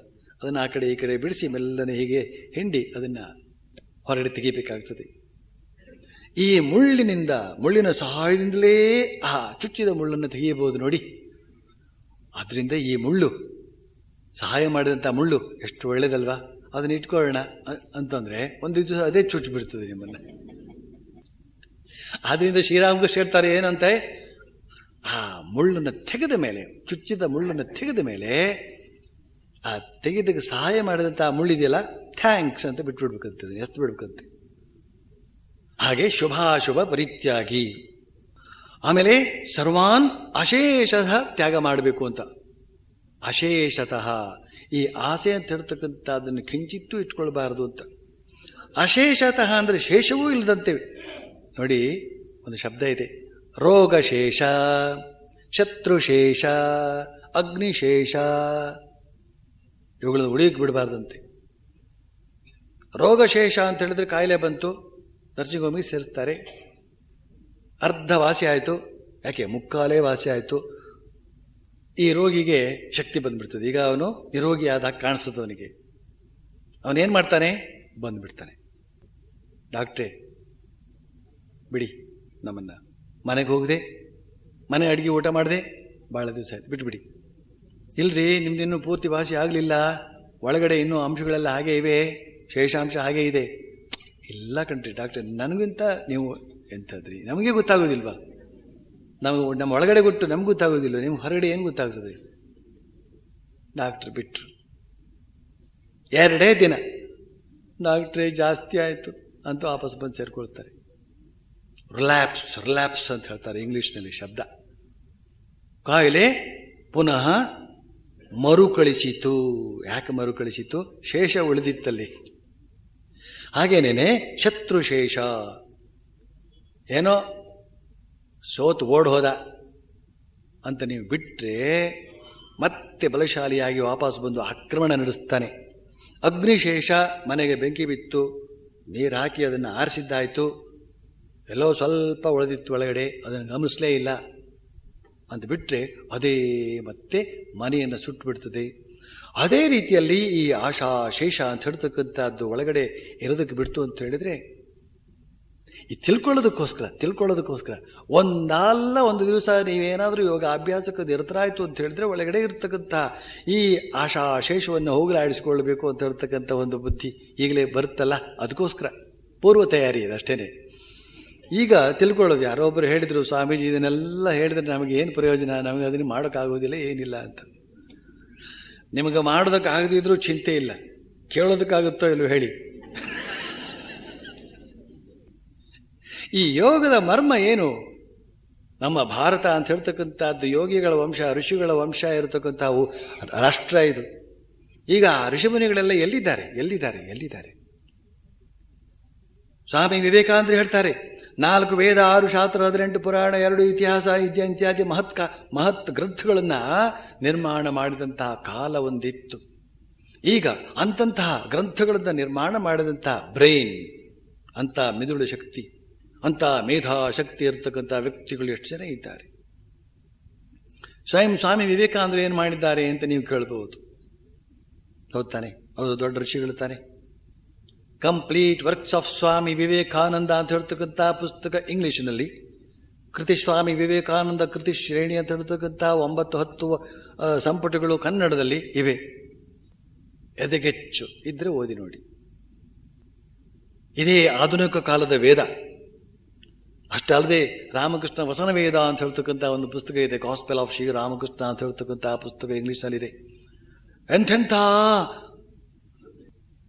ದೊಡ್ಡ ದೊಡ್ಡ ವ್ಯಕ್ತಿಗಳು ನಮ್ಮ ಭಾರತದಲ್ಲಿ, ಅವರೆಲ್ಲರೂ ಕೂಡ ಈ ರಾಮಕೃಷ್ಣ ವಚನ ವೇದ ಗಾಸ್ಪೆಲ್ ಆಫ್ ಶ್ರೀ ರಾಮಕೃಷ್ಣ ಅದನ್ನು ಓದಿ ತಮ್ಮ ಉಪನ್ಯಾಸ ಮಾಡಬೇಕು. ಆಮೂಲ ಆಗುವ ಅಧ್ಯಯನ ಮಾಡಬೇಕು. ಅದಕ್ಕೆ ಬೇಕಾದಂಥ ತಾಳ್ಮೆ ಇರಬೇಕು. ಅಂತೂ ನಮ್ಮ ಒಳಗಡೆ ಇರತಕ್ಕಂತಹ ಆಶಾ ಶೇಷವನ್ನು ಹೋಗಲಾಡಿಸಿಕೊಳ್ಳಬೇಕು ಅಂತ ಹೇಳ್ತಕ್ಕಂಥ ಈ ವೇದಾಂತ ಅಂತ ನೀವು ಕೇಳಿದ್ದೀರಿ. ವೇದಾಂತದಕ್ಕೆ ಅನುಸಾರವಾಗಿ ಆಧ್ಯಾತ್ಮಿಕ ಸಾಧನೆ ಮಾಡತಕ್ಕಂಥ ಒಂದು ಕ್ರಮ ಇದೆ, ಕಾರ್ಯ ಪ್ರಣಾಳಿ ಇದೆ. ರಾಜಯೋಗದಲ್ಲಿ ಸಾಧನಾ ಕ್ರಮ ಹೇಗೆ? ಅಹಿಂಸಾ, ಸತ್ಯ, ಅಸ್ಥೇಯ, ಬ್ರಹ್ಮಚರ್ಯ, ಅಪರಿಗ್ರಹ ಅಂತ ಹೇಳ್ತಕ್ಕಂಥ ಯಮ, ಶೌಚ, ಸಂತೋಷ, ತಪಸ್ವಾಧ್ಯಾಯ, ಈಶ್ವರ ಪ್ರಣಿಧಾನ ಅಂತ ಹೇಳ್ತಕ್ಕಂಥ ನಿಯಮ, ಆಸನ, ಪ್ರಾಣಾಯಾಮ, ಪ್ರತ್ಯಾಹಾರ, ಧಾರಣ, ಧ್ಯಾನ, ಆಮೇಲೆ ಸಮಾಧಿಯ ಮಾತು. ಹೀಗೆ 8 ಮೆಟ್ಟಲುಗಳಿಂದ ಕೂಡಿದಂಥ ಸಾಧನಾ ಕ್ರಮವನ್ನು ಹೇಳಲಾಗಿದೆ. ಇದು ರಾಜಯೋಗಕ್ಕೆ ಅನುಸಾರವಾಗಿ ಅಥವಾ ಕುಂಡಲಿನಿ ಯೋಗಕ್ಕೆ ಅನುಸಾರವಾಗಿ. ಇಲ್ಲಿ ವೇದಾಂತದ ದೃಷ್ಟಿಯಿಂದಲೂ ಕೂಡ ಸಾಧನಾ ಮಾರ್ಗವನ್ನು ನಿರೂಪಿಸಲಾಗಿದೆ. 4 ಮುಖ್ಯ ಅಂಶಗಳನ್ನು ಪರಿಪಾಲಿಸಿದರಾಯಿತು ನೋಡಿ. ವಿವರವಾಗಿ ಹೇಳ್ತಾ ಇದ್ದೇನೆ. ಅಶೇಷತಃ ಅಂತನೋ ಮಾತನ್ನು ಹೇಳೋದಕ್ಕೋಸ್ಕರ ಹೇಳ್ತಾ ಇದ್ದೇನೆ. ಇದೆಲ್ಲ ಹೇಳಿದರೆ ಮಾತ್ರ ಎಷ್ಟೊಂದು ಅದ್ಭುತ ಇದೆ. ಈಗ ಈ ಯೋಗ ವೈಭವ ಅಂತ ಹೇಳ್ತಕ್ಕಂಥದ್ದು ಎಷ್ಟೊಂದು ಅದ್ಭುತ ಅಂತ ನಿಮಗೆ ಗೊತ್ತಾಗುತ್ತದೆ. ಮಾತಿನ ಮಧ್ಯೆ ಒಂದು ಮಾತನ್ನು ಸೇರಿಸೋದಕ್ಕೆ ಇಷ್ಟಪಡಲ್ಲ. ಇವತ್ತು ಸನ್ಯಾಸಿಗಳನ್ನ, ಎಷ್ಟೋ ಜನರನ್ನ, ಸ್ವಾಮಿ ವಿವೇಕಾನಂದರಿಗೆ ಸಂಬಂಧಪಟ್ಟಂತಹ ಸನ್ಯಾಸಿಗಳನ್ನ ಮುಖ್ಯ ಏನು ಕಾರ್ಯಕ್ರಮ ಮಾಡ್ತಿದ್ದೀರಿ, ಏನೇನು ಸೇವೆಗಳನ್ನು ಮಾಡ್ತಾ ಇದ್ದೀರಿ ಅಂತೆಲ್ಲ ಕೇಳ್ತಾ ಇದ್ದಾರೆ. ಶಾಲೆ ನಡೆಸ್ತಾ ಇದ್ದೀರೋ, ಆಸ್ಪತ್ರೆ ನಡೆಸ್ತಾ ಇದ್ದೀರೋ, ಬಡವರಿಗೆ ಅನ್ನ ಹಂಚುತ್ತಾ ಇದ್ದೀರೋ ಇತ್ಯಾದಿ ಕೇಳ್ತಾ ಇದ್ದಾರೆ. ನಾನು ಅವರಿಗೆಲ್ಲ ಹೇಳ್ತಾ ಇರ್ತೇನೆ, ನೀವು ಸ್ವಾಮಿಗಳನ್ನ, ಸನ್ಯಾಸಿಗಳನ್ನ ಶಾಲೆ ನಡೆಸಿ ಅಂತ ಹೇಳ್ತಾ ಇದ್ದೀರಲ್ಲ, ಈ ಯೋಗ ಇದಲ್ಲ, ಅದನ್ನ ಅಭ್ಯಾಸ ಮಾಡೋದು ಯಾರು? ನೀವು ಮಾಡ್ತೀರಾ? ನೀವೆಲ್ಲ ಯೋಗಾಭ್ಯಾಸ ಮಾಡುವಾಗಿದ್ದು ನಾವು ಶಾಲೆ ನಡೆಸ್ತೀವಿ, ಆಸ್ಪತ್ರೆ ನಡೆಸ್ತೀವಿ, ಈಗಲೂ ಕೂಡ ನಡೆಸ್ತಾ ಇದ್ದೇವೆ. ಅದೆಲ್ಲ ಕೇವಲ ಸಂಕೇತಾರ್ಥ ಮಾತ್ರ. ಸಂಕೇತ ಅದೊಂದು ಮಾಡೆಲ್, ಅದೊಂದು ಮಾರ್ಗದರ್ಶನ, ಮಿಕ್ಕವರಿಗೆ ಮಾರ್ಗದರ್ಶನ ಕೊಡುವುದಕ್ಕಾಗಿ ಮಾತ್ರವೇ ಹೊರತು ನಮ್ಮ ಇಡೀ ದೇಶದ ವಿದ್ಯಾ ಸಂಸ್ಕೃತಿಯನ್ನು ಅಥವಾ ವಿದ್ಯಾಭ್ಯಾಸವನ್ನು ನಾವು ಸುಧಾರಿಸಬೇಕು ಅಂತನ್ನುವ ಈ ದೃಷ್ಟಿಯಿಂದ ನಾವು ಹೋಗ್ತಾ ಇಲ್ಲ. ಅದನ್ನು ಕಂಡು ಸನ್ಯಾಸಿಗಳೇ ಇಂತಿಂಥ ಶಾಲೆಗಳದೆಲ್ಲ ನಡೆಸ್ತಾ ಇದ್ದಾರಲ್ಲ, ನಾವೇನು ಕಡಿಮೆಯೇ? ನಾವು ಸಾಕಷ್ಟು ವಿದ್ಯಾವಂತರಲ್ಲವೇ? ನಾವು ಸಾಕಷ್ಟು ಜವಾಬ್ದಾರಿವಂತರಲ್ಲವೇ? ಆದ್ರಿಂದ ನಾವೇ ಇಂಥದ್ದೆಲ್ಲ ಮಾಡೋಣ. ಸನ್ಯಾಸಿಗಳೆಲ್ಲ ತಪಸ್ಸು, ಸ್ವಾಧ್ಯಾಯ, ಈಶ್ವರ ಪ್ರಣಿಧಾನ, ಯೋಗಾಭ್ಯಾಸ, ಯೋಗಶಾಸ್ತ್ರಗಳ ಅಧ್ಯಯನ. ಯೋಗಶಾಸ್ತ್ರಗಳ ಅಧ್ಯಯನ ಅಂತಂದ್ರೆ ಏನದು? ಕೇವಲ ಭಗವದ್ಗೀತೆಯ ಅಧ್ಯಯನ ಅಂತಂದ್ರೆ ಎಷ್ಟು ಅದ್ಭುತ. ವಿವರವಾಗಿ ತೆಗೆದುಕೊಂಡು ನೋಡ್ತು ಅಂತ ಹೇಳಿದ್ರೆ ಎಷ್ಟು ಅದ್ಭುತ. ಯಾತಕ್ಕೆ ಈ ಮಾತನ್ನು ಹೇಳಿದೆ ಅಂತ ಹೇಳಿದ್ರೆ ಎಷ್ಟೊಂದು ವಿವರಗಳಿವೆ. ಇದು ಸಾಮಾನ್ಯ ವಿವರ ನಾನು ಕೊಟ್ಟಿರೋದು. ರಾಜಯೋಗ, ಭಕ್ತಿ ಯೋಗ, ಜ್ಞಾನಯೋಗ, ಕರ್ಮಯೋಗ ಅಂತ ಹೇಳ್ತಕ್ಕಂಥದ್ದಲ್ಲದೆ ಇನ್ನೂ ಎಷ್ಟೋ ಅಂಶಗಳೆಲ್ಲ ಇವೆ. ಅವುಗಳನ್ನೆಲ್ಲ ನಾವು ಅಧ್ಯಯನ ಮಾಡಬೇಕಾಗ್ತದೆ. ಈ ಮನಸ್ಸು ಅಂತ ಹೇಳ್ತಕ್ಕಂಥದ್ದು ಬಹಳ ಭಯಂಕರವಾದದ್ದು. ಇದನ್ನು ನಾವು ಯೋಗಮಗ್ನವಾಗಿಸಬೇಕಾದ್ರೆ ಎಷ್ಟೊಂದು ಕಷ್ಟ ಇದೆ. ಅಂತ ಯೋಗ ಅಂತ ಹೇಳ್ತಕ್ಕಂಥದ್ದು ಪ್ರಾಪ್ತಿ ಆಯಿತು ಅಂತ ಹೇಳಿದ್ರೆ ಏನಾಗ್ತದೆ? ಒಬ್ಬ ಯೋಗಿ, ಸರಿಯಾದ ಯೋಗಿ ಒಂದು ಜಾಗದಲ್ಲಿ ಇದ್ದಾನೆ ಅಂತ ಹೇಳಿದ್ರೆ ಸುತ್ತಮುತ್ತ ಆಧ್ಯಾತ್ಮಿಕ ಪ್ರಕಾಶ ಅಂತ ಹೇಳ್ತಕ್ಕಂಥದ್ದು ತಾನಾಗಿ ಪ್ರತಿಫಲಿಸ್ತಾ ಇರ್ತದೆ. ಶ್ರೀರಾಮಕೃಷ್ಣ ಅಂತ ಹೇಳ್ತಕ್ಕಂಥ ಒಂದು ದಿವ್ಯವಾದಂತಹ ಜ್ಯೋತಿಯಲ್ಲಿ ಬೆಳಗಿದ್ರಿಂದಲೇನೆ ಇವತ್ತು ಜಗದಾದ್ಯಂತ ಆ ಬೆಳಕಿನಲ್ಲಿ ತಮ್ಮ ಒಂದು ವ್ಯಕ್ತಿತ್ವವನ್ನು ನೋಡಿಕೊಳ್ತಾ ಇದೆ. ನೋಡಿ, ಸ್ವಾಮಿ ವಿವೇಕಾನಂದರು ಹಾಗೇನೆ, ಅವರ 16 ಜನ ಸನ್ಯಾಸಿ ಶಿಷ್ಯರು ಹಾಗೇನೆ, ಇತರ ಗೃಹಸ್ಥ ಭಕ್ತರು ಕೂಡ ಸಾಧನಾಪರರಾಗಿ ಇವತ್ತು ಚಿರಸ್ಮರಣೀಯರಾಗಿದ್ದಾರೆ, ಪ್ರಾತಸ್ಮರಣೀಯರಾಗಿದ್ದಾರೆ. ಅವರ ಜೀವನಗಳನ್ನೆಲ್ಲ ಅಧ್ಯಯನ ಮಾಡಿದಾಗ ಏನು ಅದ್ಭುತ ನಡೆದೋಯ್ತು ಅಂತ ಹೇಳ್ತಕ್ಕಂಥ ಒಂದು ಪರಿಜ್ಞಾನವಾದರೂ ನಮಗೆ ಉಂಟಾಗ್ತದೆ. ಹೀಗೆ ಈ ಯೋಗಾಭ್ಯಾಸ ಅಂತ ಹೇಳ್ತಕ್ಕಂಥದ್ದನ್ನು ಮಾಡಿದಾಗ, ಯೋಗದ ಶಾಸ್ತ್ರಗಳನ್ನು ಅಧ್ಯಯನ ಮಾಡ್ತು ಅಂತ ಹೇಳಿದ್ರೆ ನೋಡಿ ಎಷ್ಟೊಂದು ವಿಷಯ ತಿಳಿತದೆ. ಅಶೇಷತಃ ಅಂತನೋ ಮಾತಿಗೆ ಬರ್ತಾ ಇದ್ದೇನೆ. ಮತ್ತೆ ವೇದಾಂತದ ದೃಷ್ಟಿಯಿಂದ ಸಾಧನಾ ಕ್ರಮ ಹೇಗೆ ಅಂತ ಹೇಳಿದ್ರೆ, ಮೊದಲನೇದು ನಿತ್ಯ ವಸ್ತು ವಿವೇಕ. ನಿತ್ಯ ಯಾವುದು ಅನಿತ್ಯ ಯಾವುದು ಅಂತ ತಿಳಿಯತಕ್ಕಂಥ ಒಂದು ಬುದ್ಧಿ ಸೂಕ್ಷ್ಮತೆ ಅದು ಬೇಕು. ಅನಿತ್ಯವಾದದ್ದನ್ನು ಹಿಡಿದುಕೊಳ್ತಕ್ಕಂಥ ಪ್ರಯತ್ನವನ್ನು ಯಾವ ಯೋಗಿಯೂ ಮಾಡುವುದಿಲ್ಲ. ಅವನ ನಿತ್ಯದ ಕಡೆಗೆ ಅವನ ಗಮನ. ಯಾಕೆ ಅಂತಂದರೆ ಅವನ ಸೂಕ್ಷ್ಮ ಬುದ್ಧಿ, ವಿವೇಕಪೂರ್ಣವಾದಂತಹ ಬುದ್ಧಿ ಯಾವಾಗಲೂ ನಿತ್ಯದ ಕಡೆಗೆ ಇರುತ್ತದೆ ಹೊರತು ಅನಿತ್ಯದ ಕಡೆಗೆ ಇರೋದಿಲ್ಲ. ಹಾಗೆ ನಿತ್ಯ ವಸ್ತು ವಿವೇಕ ಅಂತ ಹೇಳ್ತಕ್ಕಂಥದ್ದು ಒಂದು ಮಾತಾದರೆ, ಇನ್ನೊಂದು ಮಾತಿದೆ ಐಹಿಕ ಆಮುಷ್ಮಿಕ ಫಲ ಭೋಗ ವಿರಾಗ. ಇಹಾಮುತ್ರ ಫಲ ಭೋಗ ವಿರಾಗ. ಇಲ್ಲಿ ಮತ್ತು ಸ್ವರ್ಗಲೋಕದಲ್ಲಿ ಸಿಗಬಹುದಾದಂತಹ ಎಲ್ಲ ಕರ್ಮ ಫಲ, ಅದರಿಂದ ಉಂಟಾಗತಕ್ಕಂತಹ ಸುಖ, ಆ ಸುಖವನ್ನು ಅನುಭವಿಸುವಂತಹ ವಿಷಯದಲ್ಲಿ ವೈರಾಗ್ಯ. ಈ ಮಾತನ್ನು ನಾನು ತಿಳಿಸೋದಕ್ಕೋಸ್ಕರ ಇಷ್ಟೆಲ್ಲ ವಿಚಾರ ಹೇಳಿದೆ. ಇಲ್ಲಿ ನೋಡಿ, ಐಹಿಕ ಆಮುಷ್ಮಿಕ, ಇಹಲೋಕದ ಪರಲೋಕದ ಸುಖದ ಕಲ್ಪನೆಯೇ ಇರಬಾರದು. ಸುಖ ಪಡ್ತೇನೆ ಅಂತ ಹೇಳ್ತು ಅಲ್ಲಾದ್ರೂ, ಇಲ್ಲಿ ಬೇಡ, ಸ್ವರ್ಗದಲ್ಲಿ ಆದರೂ ಹೋಗಿ ಸುಖ ಪಡ್ತೇನೆ ಅಂತ ಹೇಳ್ತಕ್ಕಂಥ ಅಂಶವನ್ನ ಇಲ್ಲಿಯೇ ಅವನು ತ್ಯಾಜ್ಯ ಮಾಡಿಬಿಡಬೇಕು. ಲೌಕಿಕ ಸುಖ ಮಾತ್ರ ಅಲ್ಲ, ಸ್ವರ್ಗಲೋಕದ ಸುಖ ಕೂಡ ನನಗೆ ಬೇಡ ಅಂತ ಹೇಳ್ತಕ್ಕಂಥ ಸಂಕಲ್ಪವನ್ನು ಇಲ್ಲಿ ಮಾಡಬೇಕು. ಆಗ ಆ ಮನಸ್ಸು ಎಷ್ಟು ಚೈತನ್ಯಪೂರ್ಣವಾಗ್ತದೆ, ಪರಮಾತ್ಮ ಎಷ್ಟು ಸಂತುಷ್ಟನಾಗ್ತಾನೆ, ನಾನೇ ಬೇಕು ಅಂತ ಅಪೇಕ್ಷೆ ಪಡ್ತಾ ಇದ್ದಾನೆ ಅಂತನ್ನುವ ಭಾವನೆ ಬರ್ತದೆ ದೇವರಿಗೆ. ಭಕ್ತಿ ಯೋಗಿಗಳಾದರೆ ದೇವರು, ಜ್ಞಾನ ಯೋಗಿಗಳಾಯಿತು ಅಂತಂದರೆ ಪರಬ್ರಹ್ಮ. ಆ ಪರಬ್ರಹ್ಮಕ್ಕೆ ಆ ಒಂದು ಸಂತೋಷ ಉಂಟಾಗ್ತದೆ.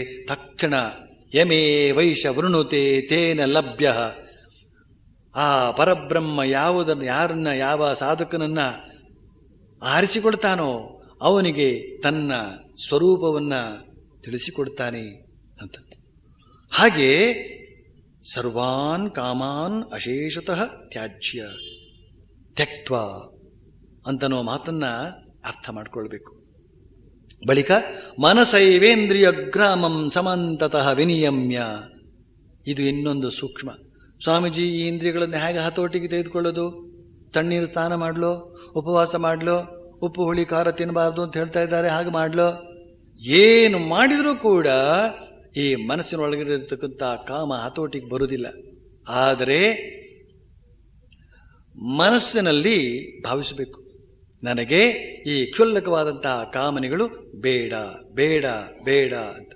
ಹಾಗೆ ಮನಸ್ಸಿನ ಮೂಲಕ ಮಾತ್ರವೇ ನಾವು ಎಲ್ಲ ಕಾಮನೆಗಳನ್ನು ಹತೋಟಿಯಲ್ಲಿ ಇಟ್ಕೊಳ್ಬಹುದು, ಎಲ್ಲ ಇಂದ್ರಿಯಗಳನ್ನು ಕೂಡ ಹತೋಟಿಯಲ್ಲಿ ಇಟ್ಕೊಳ್ಬಹುದು ಅಂತನ್ನುವ ಸೂಕ್ಷ್ಮವನ್ನು ಇಲ್ಲಿ ಕೊಡ್ತಾ ಇದ್ದಾನೆ ಶ್ರೀಕೃಷ್ಣ. ಆಮೇಲೆ ಧೃತಿ ಗೃಹೀತಯ ಬುದ್ಧಿಯ ಶನೈ ಉಪರಮೇತ್ ಅಂತಂದ್ರೆ ಎಲ್ಲೋ ಹೊರಗಡೆ ಹೋದಂತ ಮನಸ್ಸನ್ನ ಆತ್ಮದಲ್ಲಿಗೆ ಮತ್ತೆ ಮತ್ತೆ ತರಬೇಕು. ಶನೈ ತರಬೇಕು, ಸ್ವಲ್ಪವಾಗಿ ತರಬೇಕು. ಒಂದೇ ಸಲಕ್ಕೆ ಎಳೆಯೋದಕ್ಕೆ ಯಾರಿಂದಲೂ ಸಾಧ್ಯವಾಗುವುದಿಲ್ಲ. ಆದರೆ ಧೃತಿ ಗೃಹೀತಯ ಬುದ್ಧಿಯ, ಧೃತಿ ಅಂದ್ರೆ ಧೈರ್ಯ. ಇಲ್ಲಿ ಯೋಗಿ ಅಂತ ತಪ್ಪ ಧೈರ್ಯ, ಸೈನಿಕನಿಗಾದ್ರೆ ಧೈರ್ಯ ಬೇಕು, ಪೊಲೀಸರಿಗಾದ್ರೆ ಧೈರ್ಯ ಬೇಕು, ಇದರಿಗಾದ್ರೆ ಧೈರ್ಯ ಬೇಕು. ಈ ಸನ್ಯಾಸಿಗೆ ಆಗಲಿ ಈ ಸಾಧಕನಿಗಾಗಲಿ ಧೈರ್ಯ ಏನು ಬಂತು ಅಂತಂದ್ರೆ, ಕಣ್ಣೆದುರಿಗೆ ಮನಸ್ಸನ್ನು ಪ್ರಲೋಭನೆಗೊಳಿಸುವಂತಹ ಯಾವುದೇ ದೃಶ್ಯ ಸುಳಿದರೂ ಕೂಡ ಅದರ ಕಡೆಗೆ ಗಮನ ಹೋಗಬಾರದು. ಮನಸ್ಸು ಅತ್ತ ಕಡೆಗೆ ವಿಚಲಿತವಾಗದೇ ಇರುವಂಥದ್ದಕ್ಕೆ ಒಂದು ಧೈರ್ಯ ಬೇಕು. ಪ್ರಲೋಭನೆ ಈ ಪ್ರಲೋಭನೆಯಿಂದಾಗಿ ಇಂದ್ರಿಯಗಳೂ ಚಂಚಲವಾಗಿ ಬಿಡುತ್ತವೆ, ಮನಸ್ಸು ಚಂಚಲವಾಗಿ ಬಿಡುತ್ತವೆ. ಆ ರೀತಿಯಲ್ಲಿ ಪ್ರಲೋಭನೆಗೆ ಗುರಿಯಾಗದೇ ಇರತಕ್ಕಂಥ ಬುದ್ಧಿ ಇದೆಯಲ್ಲ, ಸ್ಥಿತಿ ಇದೆಯಲ್ಲ, ಅದೇ ಧೈರ್ಯ. ಅಂತಹ ಒಂದು ಬುದ್ಧಿಯಿಂದ ಅಂತಹ ಬುದ್ಧಿ ಇದ್ರೂ ಕೂಡ ಮೆಲ್ಲನೆ ತರಬೇಕು ಇದನ್ನ ಅಂತ. ಮೆಲ್ಲ ಮೆಲ್ಲನೆ ಜನ್ಮ ಜನ್ಮಾಂತರಗಳನ್ನು ನೀವು ನೆನಪಿಸಿಕೊಳ್ಳಬೇಕು. ಎಷ್ಟೆಷ್ಟು ಜನ್ಮಗಳವರೆಗೆ ಎಷ್ಟೆಷ್ಟು ಕಾರ್ಯಗಳನ್ನೆಲ್ಲ ಮಾಡಿ ನಮ್ಮ ಮನಸ್ಸು ಅಂತ ಹೇಳ್ತಕ್ಕಂಥದ್ದು ಎಲ್ಲೆಲ್ಲಿ ಹರಿಹಂಚಿ ಹೋಗಿದೆ, ಅದೆಲ್ಲ ಈ ಸ್ಮರಣೆಯಲ್ಲಿ ಗೊತ್ತಾಗ್ತದೆ. ಸ್ಮರಣೆ ಅಂದರೆ ನೀವು ನೆನಪು ಮಾಡ್ಕೊಳ್ಳಿ, ಹೀಗೆ ಸುಮ್ಮನೆ ಕೂತ್ಕೊಳ್ಳಿ. ನೀವು ಯಾವುದು ಯೋಚನೆಯೇ ಮಾಡದೇ ಇರತಕ್ಕಂಥ ಯಾವುದೋ ಒಂದು ಅಂಶ ನಿಮ್ಮ ಮನಸ್ಸಿಗೆ ಬಂದ್ಬಿಡ್ತದೆ. ಎಲ್ಲಿಂದ ಬಂತದು? ಜನ್ಮಾಂತರದ ಯಾವ ಸಂಸ್ಕಾರವೂ ಕೂಡ ತನ್ನಷ್ಟಕ್ಕೆ ತಾನೇ ನಾಶವಾಗುವುದಿಲ್ಲ. ಯೋಗಾಭ್ಯಾಸದಿಂದ ಮಾತ್ರವೇ ಅವುಗಳೆಲ್ಲ ನಾಶವಾಗಿ ಬಿಡುತ್ತವೆ. ಆದ್ರಿಂದ ಜನ್ಮ ಜನ್ಮಾಂತರಗಳವರೆಗೆ ಆಡಿಕೊಂಡಿರ್ತಕ್ಕಂಥದ್ದನ್ನ ನಾವು ಹೋಗಲಾಡಿಸಿ ಆ ಮನಸ್ಸು ಹರಿಹಂಚಿ ಹೋಗಿರ್ತಕ್ಕಂಥ ಆ ಮನಸ್ಸನ್ನ ಮೆಲ್ಲನೆ ಎಳೆದು ತಂದು ಆತ್ಮದಲ್ಲಿ ನಿಲ್ಲಿಸಬೇಕಾದ್ರೆ ನಿಧಾನಕ್ಕೆ ಪ್ರಯತ್ನ ಮಾಡಬೇಕಾಗ್ತದೆ. ನಾನಿನ್ನೂ ಬ್ರಹ್ಮಚಾರಿ, ಬೇಲೂರು ಮಠದಲ್ಲಿ ಶಿಕ್ಷಣ ನಡೀತಾ ಇತ್ತು. 2 ವರ್ಷದ ಶಿಕ್ಷಣ ಎಲ್ಲ ಬ್ರಹ್ಮಚಾರಿಗಳಿಗೂ ಇದೆ. ಅಲ್ಲಿ ನನ್ನ ಸಾಧನಾ ಕಾಲದಲ್ಲಿ ಕೆಲವು ದಿನಗಳಿಂದ ನನ್ನ ಮನಸ್ಸು ಒಂದೇ ಸವನೆ ಚಂಚಲಗೊಂಡು ಬಹಳ ಒದ್ದಾಟಕ್ಕೆ ಗುರಿಯಾಗಿಬಿಟ್ಟೆ. ಈ ಮನಸ್ಸನ್ನು ಏಕಾಗ್ರಗೊಳಿಸುವುದು ಹೇಗೆ? ಬೆಂಗಳೂರಿನಲ್ಲೂ ಕೂಡ 3-4 ವರ್ಷ ಇತ್ತು. ಆಮೇಲೆ ಅಲ್ಲಿ ಅಂತಹ ಬೇಲೂರು ಮಠದ ಪವಿತ್ರವಾದ ಕ್ಷೇತ್ರದಲ್ಲಿ ಇದ್ದು ಕೂಡ ಸಾಕಷ್ಟು ಶಾಸ್ತ್ರ ಅಧ್ಯಯನ ನಡೀತಾ ಇದ್ದರೂ ಕೂಡ ಮನಸ್ಸು ಹತೋಟಿಗೆ ಬರದೆ ಒದ್ದಾಡ್ತಾ ಇದ್ದಂತಹ ಸಂದರ್ಭ. ಸಾಮಾನ್ಯವಾಗಿ ನಾನು ಯಾವುದೇ ಸ್ವಾಮಿಗಳನ್ನು ಕೇಳುವಂಥ ಕ್ರಮ ಇಲ್ಲ. ಯಾಕೆ ಪುಸ್ತಕದಲ್ಲಿ ಬೇಕಾದಷ್ಟು ಎಲ್ಲ ಇದೆ. ಆದರೆ ಪುಸ್ತಕದಲ್ಲಿ ಹೇಳಿದ್ದು ನಮ್ಮ ಮನಸ್ಸು ನಮಗೆ ಹೆಚ್ಚಿಗೆ ಪ್ರಯೋಜನಕ್ಕೆ ಬರೋದಿಲ್ಲ. ಯಾರಾದರೂ ಹೇಳಿದ್ದು ಕೂಡ ನಮಗೆ ಎಷ್ಟೋ ಸತಿ ಪ್ರಯೋಜನಕ್ಕೆ ಬರೋದಿಲ್ಲ. ಅವರೇನೋ ಸುಲಭವಾಗಿ ಹೇಳಿಬಿಡ್ತಾರೆ. ನಮ್ಮ ಅವಸ್ಥೆ ನಮಗೆ ಗೊತ್ತು. ಆದ್ದರಿಂದ ನಾನು ಯಾರಿಗೂ ಹೇಳೋ ಕ್ರಮ ಇಟ್ಕೊಂಡಿರಲಿಲ್ಲ. ಹೀಗೆ ಯೋಚನೆ ಮಾಡ್ತಾ ಇದ್ದೆ, ಏನಿತು ಅಂತ. ಒಂದಾನೊಂದು ದಿನ ಸುಮಾರು 11 ಗಂಟೆ ಇರಬೇಕು. ಬಂಗಾಳದಲ್ಲೆಲ್ಲ ಸ್ನಾನಕ್ಕೆ ಹೋಗುವ ಸಮಯ ಅದು. ನಮ್ಮ ಹಿರಿಯ ಸ್ವಾಮಿಗಳೊಬ್ಬರು, ಪ್ರಿನ್ಸಿಪಾಲ್ ಸ್ವಾಮಿಗಳೊಬ್ಬರು ಒಳಗಡೆ ಸ್ನಾನಕ್ಕೆ ಹೋಗ್ತಾ ಇದ್ರು. ಹೋಗುವಾಗ ಅವರು ವೃದ್ಧ ಸ್ವಾಮಿಗಳಾದ್ರಿಂದ ಈ ಭಗವದ್ಗೀತೆಯದೋ ಅಥವಾ ಯಾವ್ದಾದ್ರು ಶಾಸ್ತ್ರದ್ದೋ ಒಂದೊಂದು ಸೊಲ್ಲನ್ನ ತಮ್ಮ ಪಾಡಿಗೆ ಹೇಳ್ಕೊಂಡು ಹೋಗುವಂಥ ಒಂದು ಅಭ್ಯಾಸ ಅವರದ್ದು. ಸಾಮಾನ್ಯವಾಗಿ ವಯಸ್ಸಾದವರಿಗೆ ಅದೊಂದು ಇರುತ್ತದೆ. ಅವರು ಈ ಶ್ಲೋಕವನ್ನು ಹೇಳ್ತಾ ಬಂದರು. ಶನೈ ಶನೈ ರೂಪರಮೇದ್ ಬುದ್ಧ್ಯ ಧೃತಿ ಗೃಹೀತಯ ಆತ್ಮಸಂಸ್ಥಂ ಮನಕೃತ್ವ ನ ಕಂಚಿದಪಿ ಚಿಂತೆಯೇದ್ ಶನೈ ಶನೈ ಅಂತ ಹೇಳಿದಾಗ ತಕ್ಷಣವೇ ನನ್ನ ಮನಸ್ಸಿಗೆ ಎಂಥ ಒಂದು ಉತ್ತರ ಹೊಳೆಯಿತು ಅಂತ ಹೇಳಿದರೆ ಇವತ್ತಿಗೂ ನೆನಪು. ಹೀಗೆ ಮೆಲ್ಲನೆ ತಂದುಕೊಳ್ಳಬೇಕು ಅಂತ ಹೇಳ್ತಕ್ಕಂಥ ಮಾತು. ಆದರೆ ಸ್ಥಿರವಾದಂಥ ಬುದ್ಧಿಯಿಂದ ಧೃತಿ ಗೃಹೀತಯ ಬುದ್ಧಿಯ ಶನೈ ಶನೈ ರೂಪರಮೇತ್. ಆಮೇಲೆ ಆತ್ಮಸಂಸ್ಥಂ ಮನಕೃತ್ವ ನ ಕಿಂಚಿದಪಿ ಚಿಂತೆಯೇತ್. ಮನಸ್ಸನ್ನು ಆತ್ಮದಲ್ಲಿ ನಿಲ್ಲಿಸಬೇಕು. ಆತ್ಮ ಅಂತಂದ್ರೆ ಯಾವುದದ್ದು? ನಿತ್ಯ ಶುದ್ಧ ಬುದ್ಧ ಮುಕ್ತವಾದಂಥ ಆತ್ಮ. ನಿನ್ನೆ ತಾನೇ ಆ ಯೋಗದ ಒಂದು ಪ್ರಯೋಜನವನ್ನು ಹೇಳುತ್ತಿರುವ ಹೊತ್ತಿಗೆ ಎಷ್ಟೆಷ್ಟು ಅಂಶಗಳನ್ನೆಲ್ಲ ಹೇಳಿದ್ದಾಯಿತು. ಅದಕ್ಕೆ ಅನುಸಾರವಾಗಿ ನಾವು ಅರ್ಥ ಮಾಡ್ಕೊಳ್ಬೇಕು ಆತ್ಮದ ಲಕ್ಷಣ ಏನು ಅಂತ ಅನ್ನೋದನ್ನ. ಅಂತಹ ಆತ್ಮದಲ್ಲಿ, ಆ ತೇಜೋಮಯವಾದಂತಹ ಆತ್ಮದಲ್ಲಿ, ಆ ಆನಂದಮಯವಾದ ಆತ್ಮದಲ್ಲಿ, ನಮ್ಮ ಒಳಗಡೆಯೇ ಇರತಕ್ಕಂಥ ಆತ್ಮದಲ್ಲಿ ನಮ್ಮ ಚಲಿಸುವ ಮನಸ್ಸನ್ನು ನಿಲ್ಲಿಸಬೇಕು. ಚಲಿಸುವ ಮನಸ್ಸಿಗೆ ಒಂದು ಜಾಗ ತೋರಿಸಬೇಕು. ಅದು ಎಲ್ಲೆಲ್ಲೋ ಯಾತಕ್ಕೆ ಹೋಗ್ತಾ ಇದೆ, ಏನೋ ಬೇಕು ಅಂತ ಹೋಗ್ತಾ ಇದೆ. ಈ ಅಪರಿಪೂರ್ಣತೆ ಅಂತ ಹೇಳ್ತಕ್ಕಂಥದ್ದು ಪ್ರತಿಯೊಬ್ಬ ಮನುಷ್ಯನಲ್ಲಿ ಇರತಕ್ಕಂಥ ಒಂದು ಸ್ಥಿತಿ. ಯತೋ ಯತೋ ನಿಶ್ಚರತಿ ಮನಶ್ಚಂಚಲಮಸ್ಥಿರಂ ತತಸ್ತತೋ ನಿಯಮ್ಯೈತತ್ ಆತ್ಮನ್ಯೇವ ವಶಂ ನಯೇತ್. ನಿನ್ನೆ ಶನೈ ಶನೈ ರೂಪರಮೇದ್ ಬುದ್ಧ್ಯ ಧೃತಿ ಗೃಹೀತಯ, ಮೆಲ್ಲನೆ ಈ ಮನಸ್ಸನ್ನು ತಂದು ಆತ್ಮದಲ್ಲಿ ನಿಲ್ಲಿಸುವಂತಹ ಪ್ರಯತ್ನ ಮಾಡಬೇಕು ಅಂತ ಬಹಳ ಸ್ವಾರಸ್ಯವಾಗಿ ಶ್ರೀಕೃಷ್ಣ ಹೇಳಿದ್ದ. ಇವತ್ತು ಹೇಳ್ತಾ ಇದ್ದಾನೆ, ಯತೋ ಯತೋ ನಿಶ್ಚರತಿ ಮನಶ್ಚಂಚಲಮಸ್ಥಿರಂ ತತಸ್ತತೋ ನಿಯಮ್ಯೈತತ್ ಆತ್ಮನ್ಯೇವ ವಶಂ ನಯೇತ್. ಚಂಚಲವೂ ಅಸ್ಥಿರವೂ ಆದ ಈ ಮನಸ್ಸು ಯಾವ ವಿಷಯದೆಡೆಗೆ ಹರಿದು ಹೋಗುವುದೋ ಆಯಾ ವಿಷಯದಿಂದ ಮನಸ್ಸನ್ನು ಹಿಂದೆಳೆದು ಆತ್ಮನೆಡೆಗೆ ಕರೆತರಬೇಕು. ಚಂಚಲವೂ ಅಸ್ಥಿರವೂ ಆದ ಈ